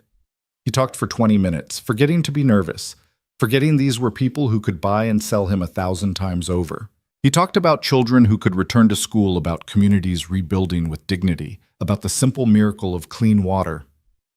When he finished, the room was silent. Then one board member, an elderly woman with sharp eyes, spoke up. "How much would it cost to deploy these systems globally?" Clara stood pulling up projections on the screen. "Initial investment of $50 million would let us reach approximately 10,000 communities in the first year. And the return on investment? Minimal direct financial return," Clara admitted, "but invaluable in terms of corporate reputation, employee morale, and moral obligation." "Moral obligation doesn't pay dividends," another board member said. "No," Ethan interjected, surprising himself. "But it lets you sleep at night. It lets you look at your grandchildren and know you chose to help when you could have chosen profit." The sharp-eyed woman smiled. "You sound like Clara's father. He once told this board that bridges were more than steel and concrete. They were promises that communities made to each other." She looked around the table. "I move to approve the humanitarian division with Mr. Cole as technical director." "I second," another member said quickly. The vote was 9-3 in favor. Clara maintained her composure until they were in the elevator, then grabbed Ethan's arm, her excitement breaking through. "Technical director." "That wasn't part of the plan." "The board likes you. More importantly, they trust you. Will you accept?" Ethan thought of the systems still to be built, the problems still to be solved, the communities still waiting for help. "I need to be home for Sophie. Full remote capability when not on deployment, and Sophie can come on some trips when school permits. I want her to see what her father is building." "Then yes." Clara smiled, that rare, genuine expression that transformed her from CEO to simply a woman who just won something important. "We're going to change the world, Ethan Cole. We're going to try." That evening, Ethan took Sophie out for ice cream to celebrate their tradition for big moments. She listened with wide eyes as he explained his new role, what it would mean for their future. "So you're like a superhero now?" she asked, chocolate sauce on her chin. "Saving people with water. I'm just an engineer who got lucky." "No," Sophie said seriously. "You're my daddy who helps people. That's way better than a superhero." As they walked home, Sophie's hand in his, Ethan thought about the journey from that burning car on the highway to this moment. How a chance encounter had led to Puerto Rico to clean water for thousands, to a future he couldn't have imagined. His phone buzzed with a message from Dr. Santos. "The communities are asking when you're coming back." The children drew pictures of the water wizard. He showed Sophie the attached photos, childish drawings of a man with glasses bringing blue water to brown landscapes. "That's you," Sophie said excitedly. "You're famous. Not famous, just helpful." "That's better," she decided, then paused. "Daddy, do you think Mommy knows about all the people you're helping?" Ethan pulled her close, thinking of Sarah's unwavering faith in him, even when he'd lost faith in himself. "Yeah, baby, I think she knows." The humanitarian division's office occupied half of floor 35, a space Claire had carved out, despite protests from the CFO about profitable square footage. Ethan stood in what would be his new workspace, surrounded by boxes of equipment and maps marked with red pins indicating water crises across 3 continents.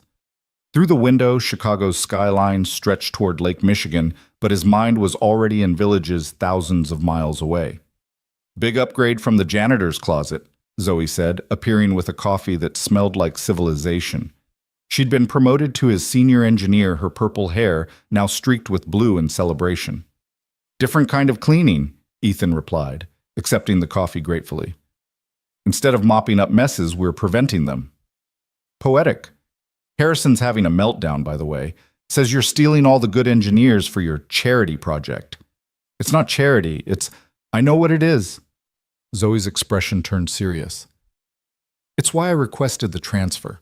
That video from Puerto Rico, the kids drinking clean water for the first time. That's the kind of engineering I got into this field to do." The video had gone viral. Someone from the community posting phone footage of the first successful system test. Ethan hadn't even known they were being filmed until Clara showed him the clip with 2 million views. In it, he looked exhausted and filthy, but his smile when the water ran clear was genuine enough to make strangers cry in comment sections worldwide. "We have the Kenya project briefing in an hour," Zoe reminded him. 20 villages, drought conditions, contamination from industrial runoff. It's going to make Puerto Rico look easy. Ethan pulled up the satellite images on his monitor, studying the terrain. "We'll need to modify the intake system for lower water levels. Maybe add a preliminary filtration stage for the industrial chemicals." "Already on it." She produced a tablet with design modifications. "I also reached out to a local NGO for partnership. They have people on the ground who know the communities." This was why he'd fought for Zoe to join the team. She didn't just solve engineering problems, she thought about the human element, the cultural considerations that could make or break a deployment. Clara arrived for the briefing with someone unexpected, a young man who looked like he'd stepped out of a college catalog, all pressed khakis and nervous energy. "This is James Morrison," she announced, "son of your almost employer. He just graduated from MIT with a degree in environmental engineering. He'll be joining your team." Ethan shook the young man's hand, noting the calluses that suggested he wasn't just a theory guy. "Your father spoke highly of you." "He spoke highly of you too, Mr. Cole. Said you were the one who got away." James grinned. "He also said if I was smart, I'd learn everything I could from you." The Kenya briefing was sobering. The water situation was critical, with children walking 6 miles daily to fetch contaminated water that was slowly killing them. The industrial runoff had created a toxic cocktail that standard filtration couldn't handle. "We need a 2-stage system," Ethan said, sketching on the whiteboard. "Chemical precipitation first, then our standard filtration. That doubles the cost per unit," Clara pointed out. "Then we find the money. These kids are dying, Clara." She nodded, already making notes. "I'll talk to the board. Maybe structure it as a research opportunity, developing new filtration technology we can eventually commercialize." "Whatever story you need to tell," Ethan said. "Just get us the funding." That evening, Sophie's art class was having a parent showcase. Ethan barely made it sliding into the gymnasium as Sophie was explaining her painting to a small group of parents. It was a watercolor of a man in glasses standing next to a blue river with children playing in the clean water. The technical accuracy of the filtration system drawn in the corner made him smile. Only his daughter would include engineering specifications in her art. "That's my daddy," she told the group proudly. "He makes dirty water clean so kids don't get sick." One of the mothers, someone Ethan recognized from pickup but had never spoken to, approached him afterward. "Is that true? What Sophie said about the water? It's a simplified version, but yes. I saw the video from Puerto Rico. My company would like to discuss a partnership. We manufacture medical supplies, seems like our missions might align." She handed him a business card. Andrea Patterson, CEO of Med Supply International. Ethan pocketed it, his mind already racing with possibilities. At home, while Sophie did homework, he called Clara about the potential partnership. "Andrea Patterson is tough but fair," Clara said. "If she's interested, it's worth pursuing. Medical supplies would complement our water systems perfectly. I'm an engineer, not a businessman." "You're whatever these communities need you to be. That's what leadership means, Ethan." The next morning brought unexpected news. The Puerto Rico systems were functioning perfectly, but the local government wanted to expand the program. They were offering partial funding for 100 more units if Caldwell could deliver within 3 months. "That's impossible," James said at the emergency meeting. "We don't have the manufacturing capacity." "Then we find it," Ethan replied, pulling up his contacts. Zoe reach out to those fabrication shops in Milwaukee. James start modifying the design for faster assembly. We'll need to simplify without sacrificing effectiveness. What about quality control, Clara asked. I'll personally inspect every 10th unit. We can't afford failures, not when people are depending on us. The next weeks blurred into a marathon of 18-hour days. Ethan divided his time between the Chicago lab, the Milwaukee fabrication shops, and video calls with the Kenya NGO. Sophie started doing her homework in his office after school, understanding, without being told that this was temporary, that Daddy was doing something important. You look tired, she observed one evening, glancing up from her math worksheet. Just a little busy baby. Ms. Patterson came to school today. Ethan looked up from his laptop. Andrea Patterson. Why? Career Day. She talked about helping people with medical supplies. She said she knew you, that you were a hero. I'm not a... I know, Daddy. You're just an engineer. Sophie smiled. But maybe you can be both. The partnership with MedSupply International came together faster than expected. Andrea was as sharp as Clara had warned, but she was also genuinely committed to the mission. Within a week, they had a framework for coordinated deployments, clean water and medical supplies delivered together. This changes everything, Clara said, reviewing the agreement. We can offer complete humanitarian packages, water, medical supplies, eventually maybe even educational resources. One step at a time, Ethan cautioned. We still have to deliver on Puerto Rico and Kenya. The manufacturing push was relentless. Ethan found himself sleeping in the Milwaukee facility, catching 3 hours on a cot in the break room between quality inspections. Zoe and James rotated shifts, ensuring someone was always monitoring production. On a particularly brutal Thursday, when they discovered a flaw in 50 units that required complete rebuilds, Harrison appeared unexpectedly. Came to gloat? Ethan asked, too tired for politeness. Came to help. Harrison set down a bag of sandwiches and coffee. I may think your humanitarian division is professionally risky, but I'm not an ass. Well, not completely. Tell me what needs doing. With Harrison's help, they salvaged the flawed units, his perfectionist attention to detail, catching problems before they became disasters. By dawn, they were back on schedule. Why? Ethan asked as they shared the last coffee. Because you were right, Harrison admitted. In the presentation to the board, about looking at grandchildren and knowing you helped. I don't have grandchildren yet, but someday, I'd like to tell them I was part of this. The Puerto Rico shipment left on schedule 100 units packed into shipping containers that looked impossibly small for the hope they carried. Ethan watched the trucks leave, exhaustion and pride warring in his chest. You did it, Clara said, appearing beside him. We did it. No, Ethan, this was you. Your determination, your standards, your refusal to compromise on quality. The team followed your lead. His phone rang before he could respond. Dr. Santos calling from Puerto Rico. Ethan, we have a problem. His stomach dropped. The units... No, they're perfect. But we have a situation. There's a community in the mountains completely cut off by mudslides. They've been without clean water for 3 weeks. Children are dying. Can you come... He looked at Clara, who was already pulling up flight schedules on her phone. We can be there tomorrow. Ethan, it's dangerous. The military won't even fly there. We'd have to go in by helicopter, and even that's risky. I'll be there. That night, he sat with Sophie, explaining why he had to leave again. She listened solemnly, then went to her room and returned with her favorite stuffed animal, a worn bear named Mr. Buttons that Sarah had given her. Take him with you, she said, for luck. And so you remember to come home. Baby, I can't take Mr. Buttons. He'll protect you. Mommy said he was magic.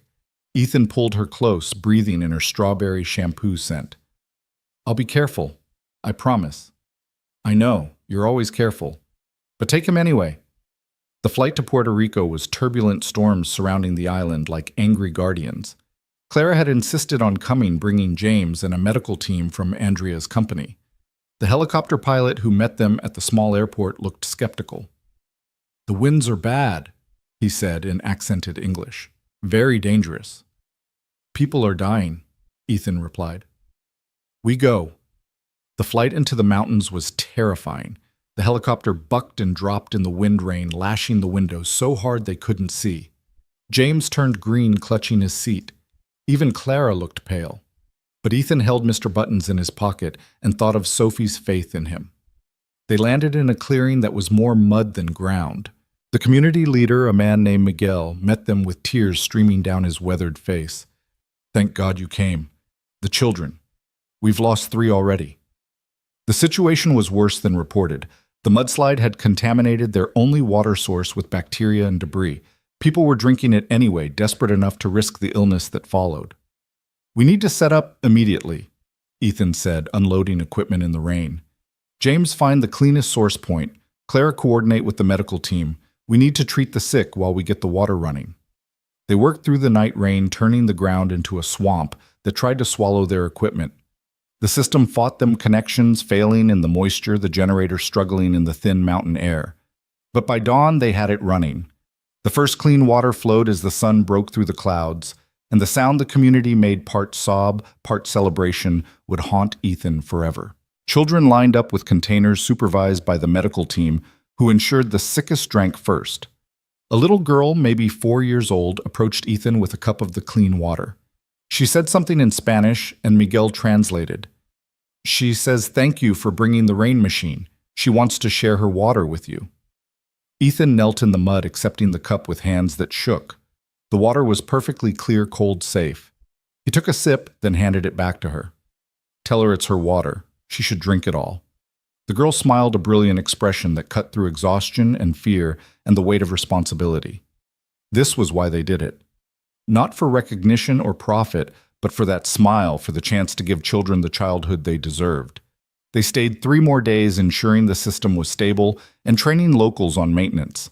The medical team treated dozens of patients, many who would have died without intervention. When the helicopter finally lifted them out, the entire community gathered to wave goodbye their faces. No longer desperate, but hopeful. On the flight home, Clara worked on her laptop documenting the deployment for the board. James slept exhausted from his first field experience. But Ethan held Mr. Buttons and stared out the window, thinking about all the communities still waiting, still dying for want of something as basic as clean water. "You're thinking about the next one," Clara said, not looking up from her screen. "Kenya. The situation there is even worse. We'll help them too, all of them eventually. It's not enough. We're moving too slow." Clara closed her laptop, studying him. "You can't save everyone, Ethan. But I have to try." "Yes," she said softly. "You do. It's what makes you who you are. Just don't lose yourself in the saving. Sophie needs her father, not just a hero who visits between deployments." Chicago looked impossibly clean and organized after the mountains of Puerto Rico. Sophie was waiting at the airport again, this time with a sign she'd made, "Welcome home, water hero." She crashed into his arms and he held her like she was the only thing keeping him anchored to the earth. "Did Mr. Buttons help?" she asked. "He was perfect, kept me safe the whole time." That evening, as Sophie showed him the perfect score on her science test and the new books she'd gotten from the library, Ethan felt the weight of his double life. In one world, he was daddy helping with homework and reading bedtime stories. In another, he was the water engineer making impossible decisions about which communities to help first. "You're sad," Sophie observed as he tucked her in. "Not sad, just thinking. About the kids who need help." "Yeah." She sat up, her expression serious beyond her years. "Mommy used to say that we can't help everyone, but everyone can help someone. Maybe if you teach other people to do what you do, more kids can get clean water." Ethan stared at his 7-year-old daughter, wondering when she'd become so wise. That's actually brilliant, baby." "I know," she said matter-of-factly. "I'm very smart. You said so." The next morning, he presented Sophie's idea to Clara and the team, a training program teaching local engineers in affected regions to build and maintain simplified versions of their systems. "It's scalable, Sus," Zoe said excitedly. "We could exponentially increase our reach."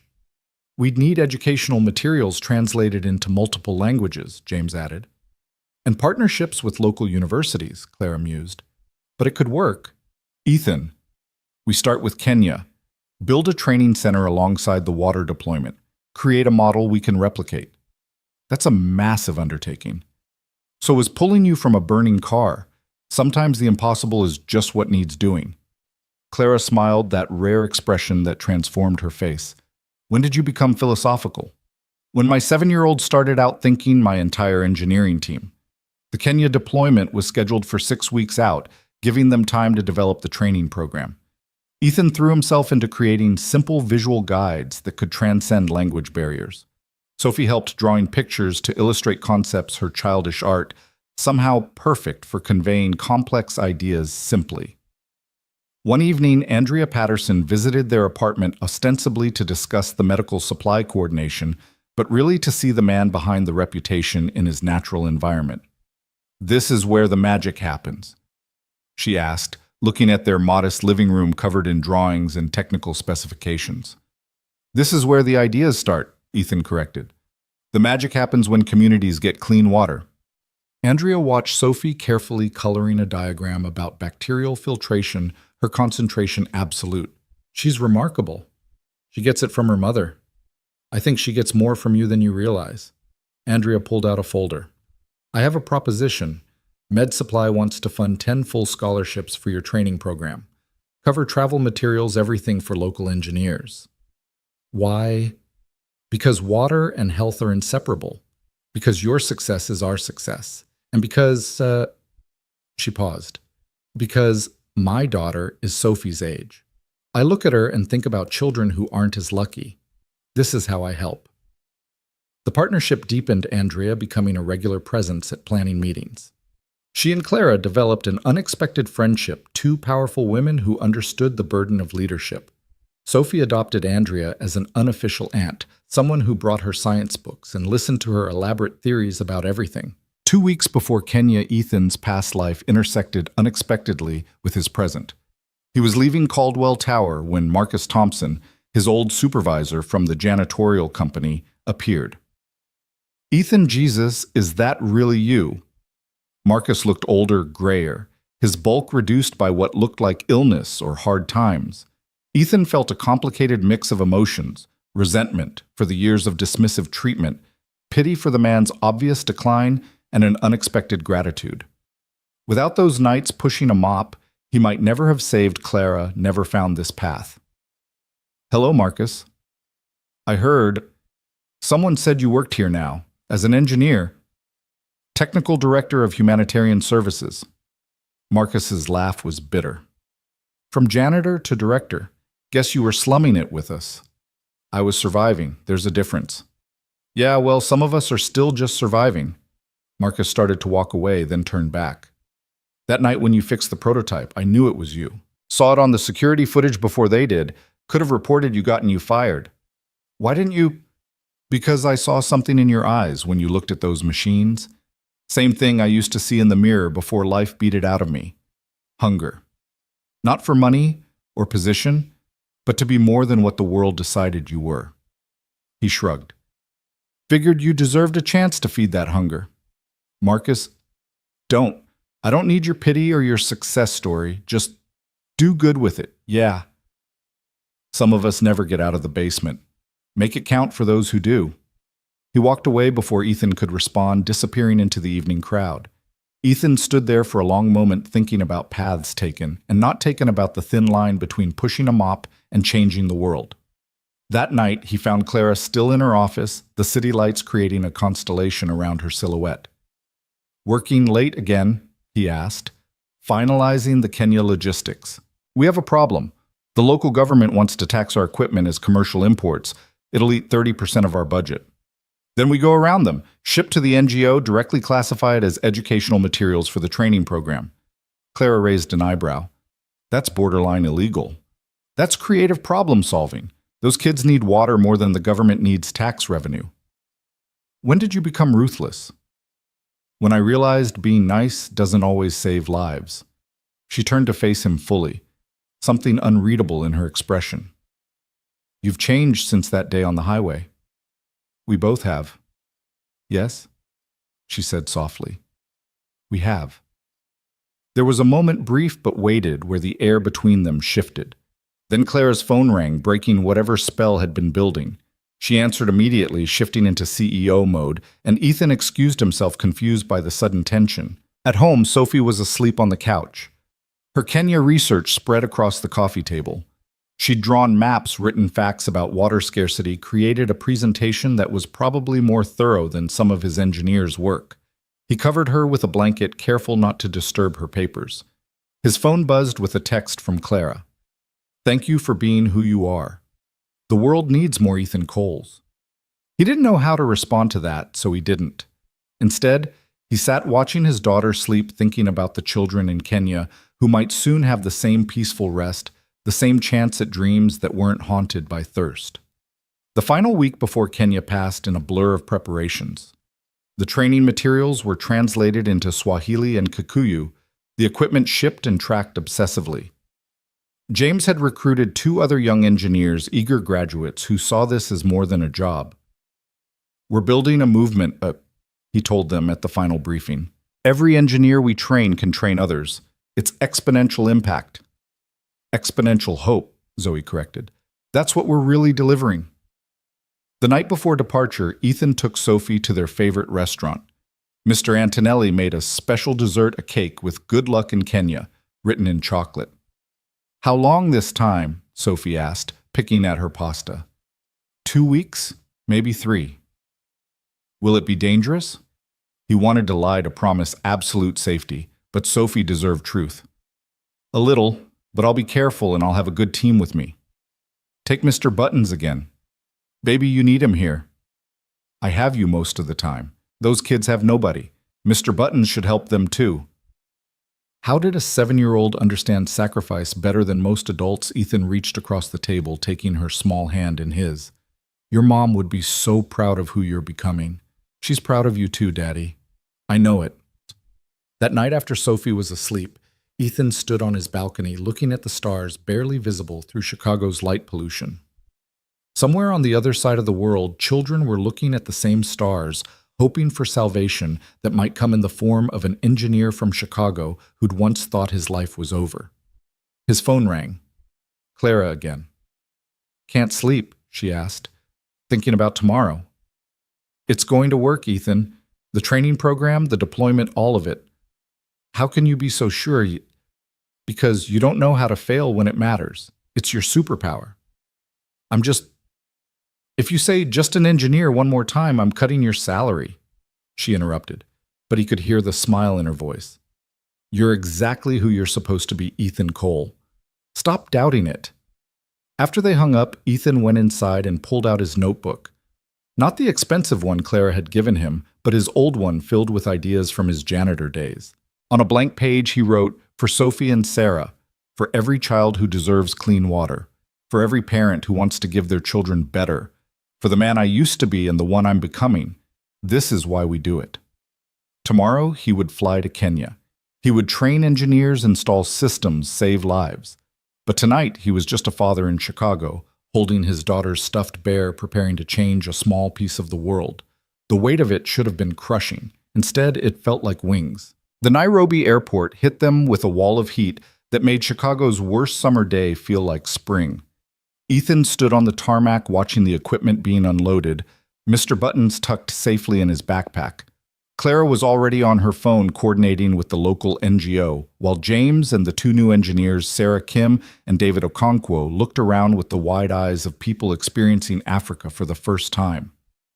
"It's different than I expected," Sarah Kim said, and Ethan understood. The airport was modern, bustling with business travelers and tourists, nothing like the poverty-stricken images that dominated American media. "Kenya's complicated," David replied. He'd been born here, moved to America at 12, and this was his first time back. Beautiful and broken, modern and ancient all at once. Their convoy traveled north from Nairobi, the landscape changing from urban sprawl to rural villages over the course of 4 hours. The roads deteriorated with each mile until they were bouncing over dirt tracks that seemed determined to shake their teeth loose. Through it all, Clara never stopped working, her laptop balanced on her knees, negotiating supplies and permissions with the focused intensity of a general planning a campaign. The training center was nothing more than a concrete building with a corrugated metal roof, but the local engineers who'd gathered there looked at it like it was MIT. 23 men and women ages ranging from early 20s to late 50s, all with some technical training but limited resources to apply it. Ladies and gentlemen, Ethan began with David translating into Swahili. You're not here to learn how to install water systems. You're here to learn how to save your communities. The first day was theory, water contamination, filtration principles, the science behind their system. But Ethan could see the restlessness in their eyes. These weren't people who learned from PowerPoints. They learned from doing. Forget the slides, he announced after lunch. Let's build something. They spent the afternoon assembling a system from scratch, everyone getting their hands dirty. An older engineer named Joseph, who'd been skeptical from the start, suddenly understood when he saw how the UV array worked. This is so simple, he said in accented English. Why hasn't anyone done this before? Because simple doesn't make money, Claire answered from the doorway. She'd been observing quietly, but now she joined them kneeling beside the prototype. Complex systems require expensive maintenance replacement parts, foreign technicians. Our goal is to make ourselves unnecessary. That evening, they ate dinner with the local community ugali and sukuma wiki served on shared plates. The village elder, a woman named Grace, who carried herself like royalty despite her patched clothing, sat beside Ethan. Your daughter, she said, having somehow learned about Sophie. You left her to come here. She understands why I'm here. Does she, or does she simply accept it because children accept what they must? Grace's eyes were kind but piercing. I had a husband who saved everyone but his family. By the time he realized his mistake, his children no longer knew him. The words haunted Ethan that night as he lay on a thin mattress listening to the sounds of the Kenyan night insects and distant animals and the wind through acacia trees. He pulled out his satellite phone and called Sophie, even though it was expensive and the connection was terrible. Daddy, her voice crackled through static. How's Kenya? Beautiful. Complicated. I'm teaching people to build the water systems, so they can help even after you leave. Exactly. That's smart. Like when Ms. Chen taught me to make dumplings. Now I can make them myself when I miss you. His throat tightened. Do you miss me a lot, baby? Sometimes, but I know you're doing important things. Mrs. Chen says you're changing the world. Sophie, if you could choose, would you want me to come home to just be a regular dad with a regular job? The line was quiet for so long he thought they'd lost connection. Then, in a small voice, I want you to be happy, Daddy. You're happy when you're helping people, so I want you to keep helping, but maybe sometimes I could come too when I don't have school. I'd like that, baby. I'd like that a lot. The next days fell into a rhythm. Morning instruction, afternoon construction, evening installations in nearby villages. Each successful system was celebrated with singing and dancing that made Ethan uncomfortable and proud in equal measure. The trainees were learning fast, already suggesting improvements and adaptations for local conditions. But it was the fourth village that changed everything. They arrived to find chaos. A cholera outbreak had struck 2 days earlier. Children lay on makeshift cots, their bodies ravaged by dehydration. The medical team Andrea had insisted on sending sprang into action, but they needed clean water desperately for rehydration salts. How fast can we get a system running? Clara asked. Her CEO composure cracking at the sight of an infant barely breathing in her mother's arms. 2 hours if we skip safety protocols, Ethan replied. Then skip them. They worked in organized frenzy. The trainees jumped in without being asked their newfound skills suddenly urgently necessary. Joseph took charge of the UV array, his skepticism replaced by determination. Sarah Kim and David managed the filtration assembly while James handled the power connection with borrowed car batteries. 90 minutes later, clean water was flowing. The medical team immediately began preparing rehydration solutions. Within hours, children who'd been dying were sitting up sipping the life-saving mixture. The infant Clara had noticed was crying the most beautiful sound Ethan had ever heard because it meant she had the strength to cry. This is why, Clara said quietly, standing beside him as they watched the medical team work. This is why we push so hard. It's not enough. We saved this village, but how many others are suffering right now? You can't carry the whole world, Ethan. Watch me try. That night, the village celebrated their survival with a ceremony that honored the water team. Ethan was given a name in the local dialect that meant bringer of rivers. Clara received a hand-woven bracelet from the mother of the infant she'd noticed tears streaming down both women's faces as it was tied around Clara's wrist. "We need to accelerate," Clara said later as they sat outside under stars so bright they seemed fake to city dwellers. "The board approved 50 million. I'm going to push for 100. They'll never approve that. Then I'll use my own money. I have more than I could spend in 10 lifetimes. What's the point of wealth if children are dying for want of clean water?" Something in her voice made Ethan look at her. Really look at her. In the starlight, without her CEO armor of makeup and designer clothes, she looked vulnerable, almost fragile. "Why does this matter so much to you?" he asked, really underneath everything. She was quiet for so long he thought she wouldn't answer. Then, "My father died trying to help people. Heart attack from overwork stress, pushing too hard to build bridges that would connect communities. I spent 20 years building a company to honor him, but somewhere along the way I forgot the helping people part, got lost in stock prices and market share." She turned to him. "You reminded me why he did it, why it mattered. That day on the highway, you didn't save just my life, you saved my purpose." The moment stretched between them, heavy with unspoken things.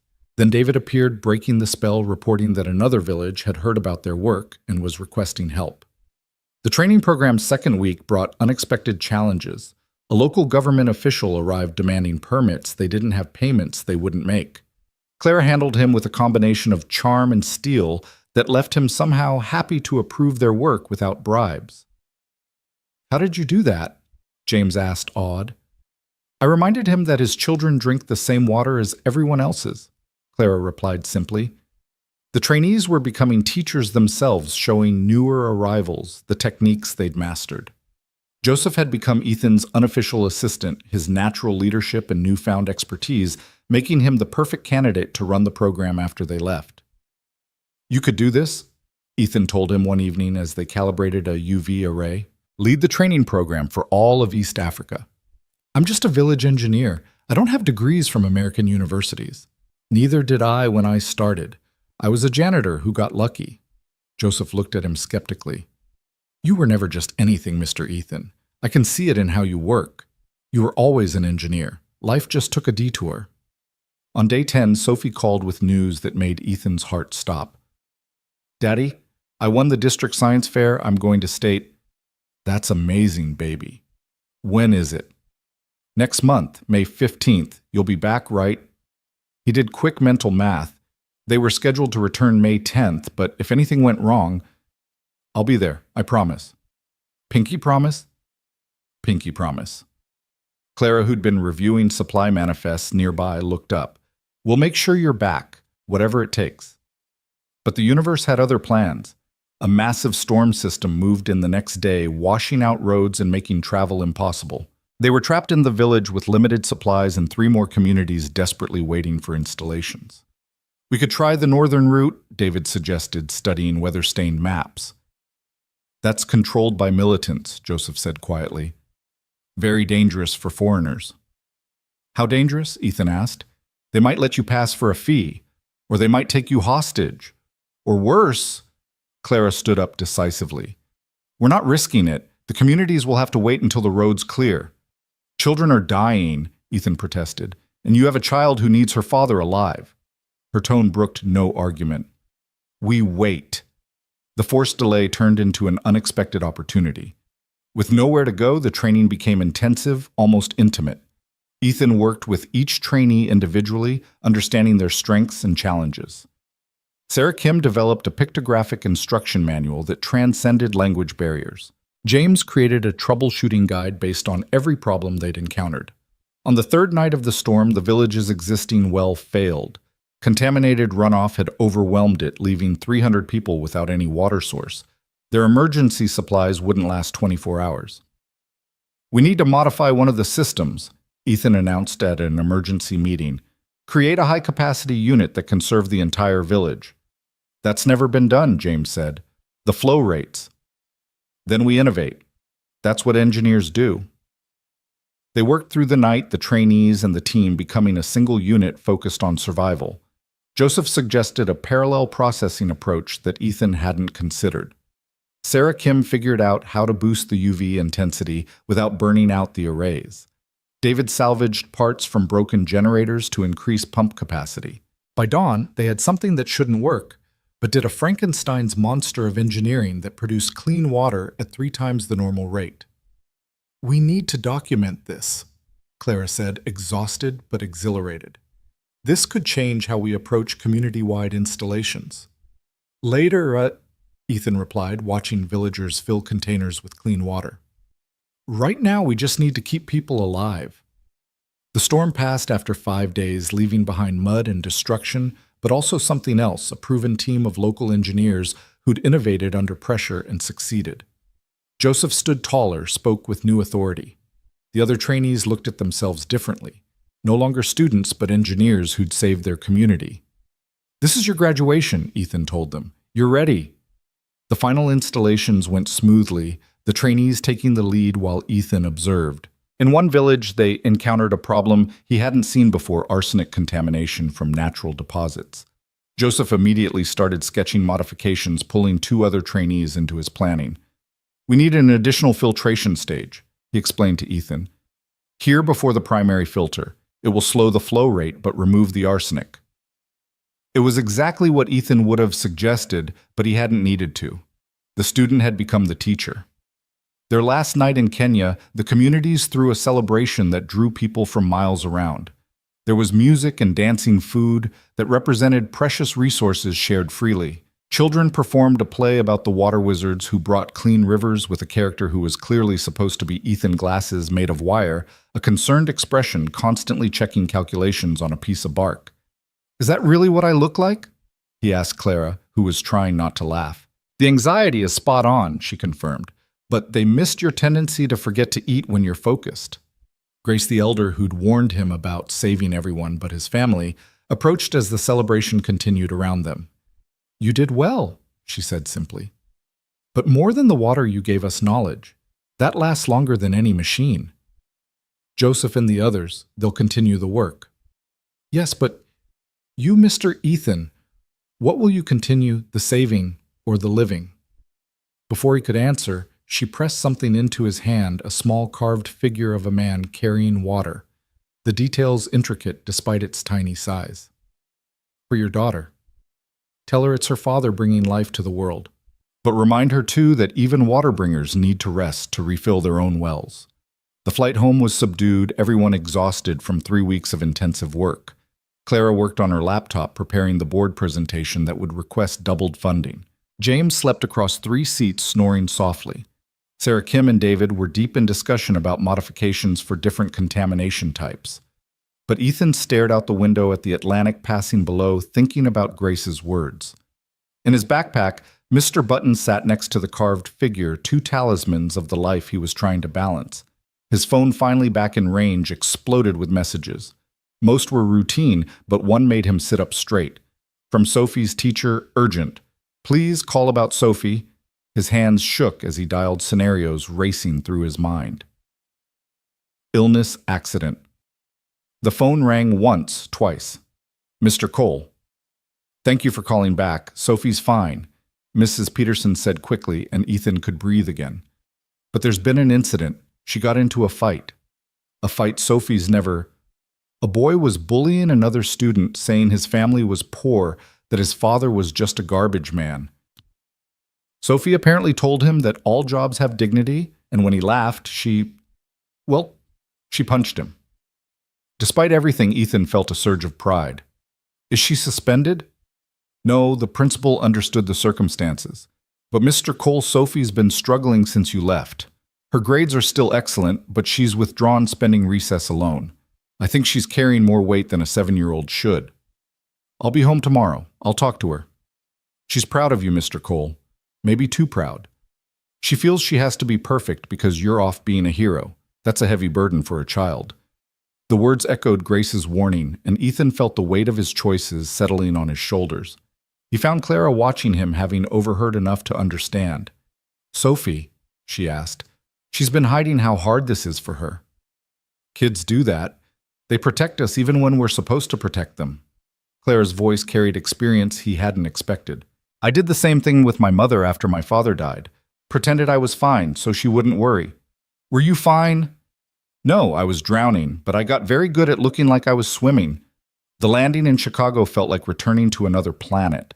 The organized chaos of O'Hare, the climate-controlled comfort, the assumption of safety and clean water, it all felt surreal after Kenya.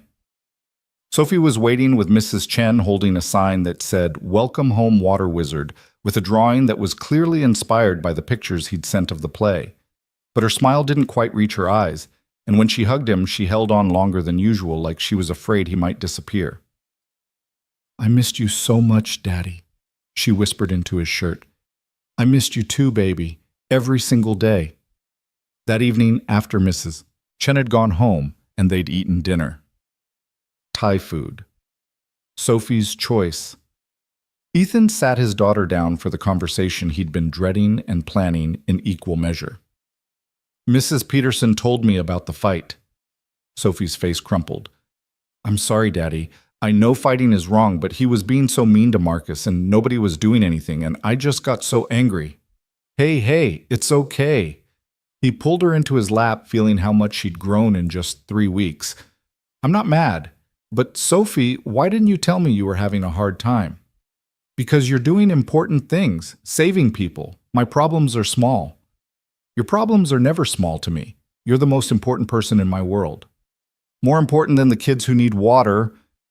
The question was so earnest, so genuinely confused, that it broke Ethan's heart. How had he let it get to this point? "Different, important," he said carefully. "Those kids need help, and I can provide it. But you need a father, and I'm the only one who can be that.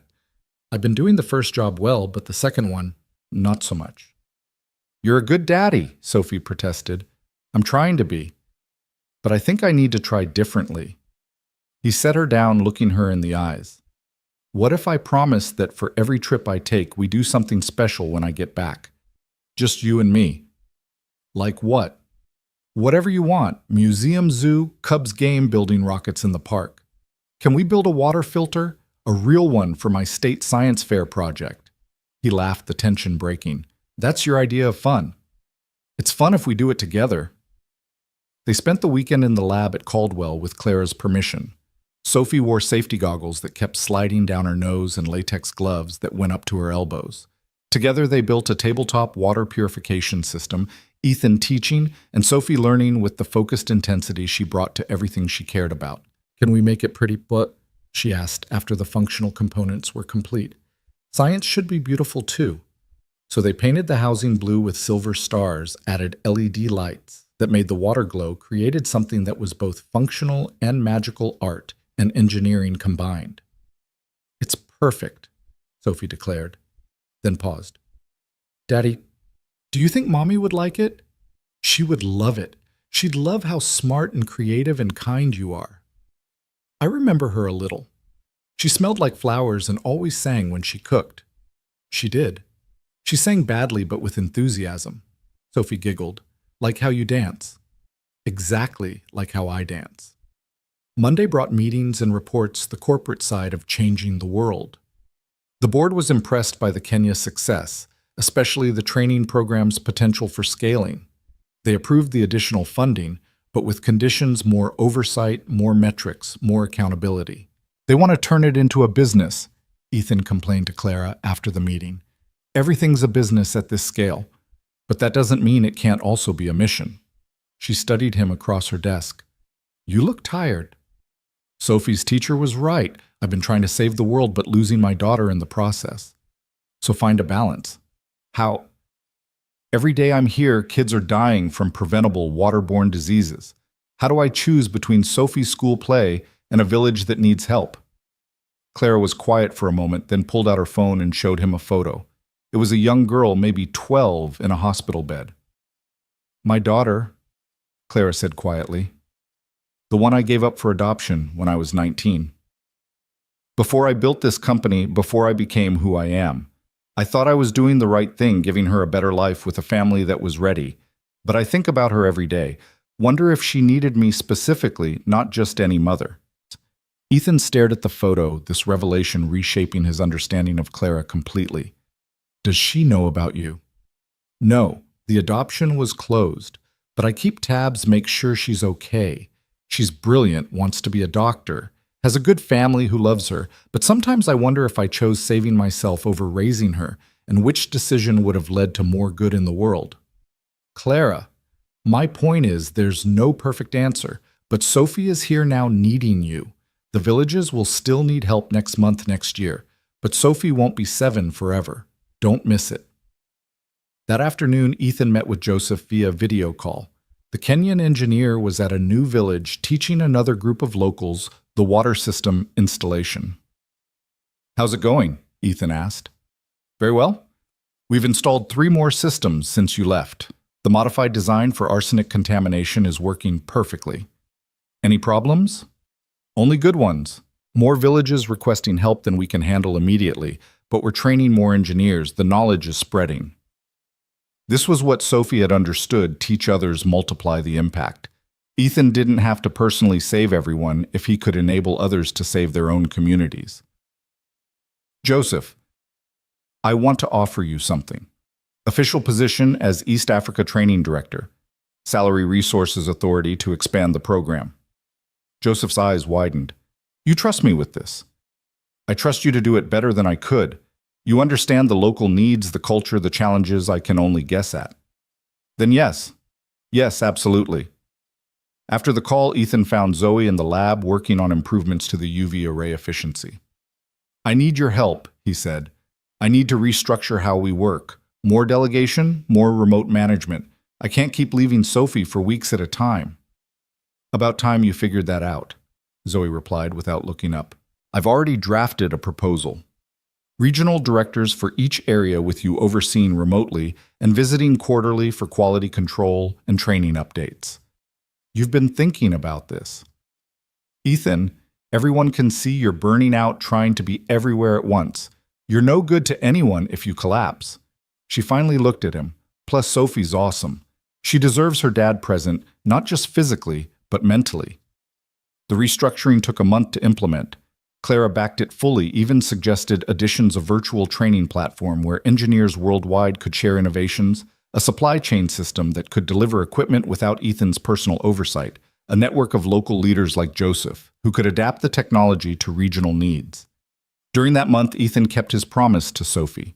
Every evening, no matter what crisis arose, he was home by 6. They worked on her science fair project, refining the beautiful water filter until it was both art and engineering. They read books together, went to movies, had pizza nights where they competed to see who could catch thrown peanuts in their mouth. Sophie always won.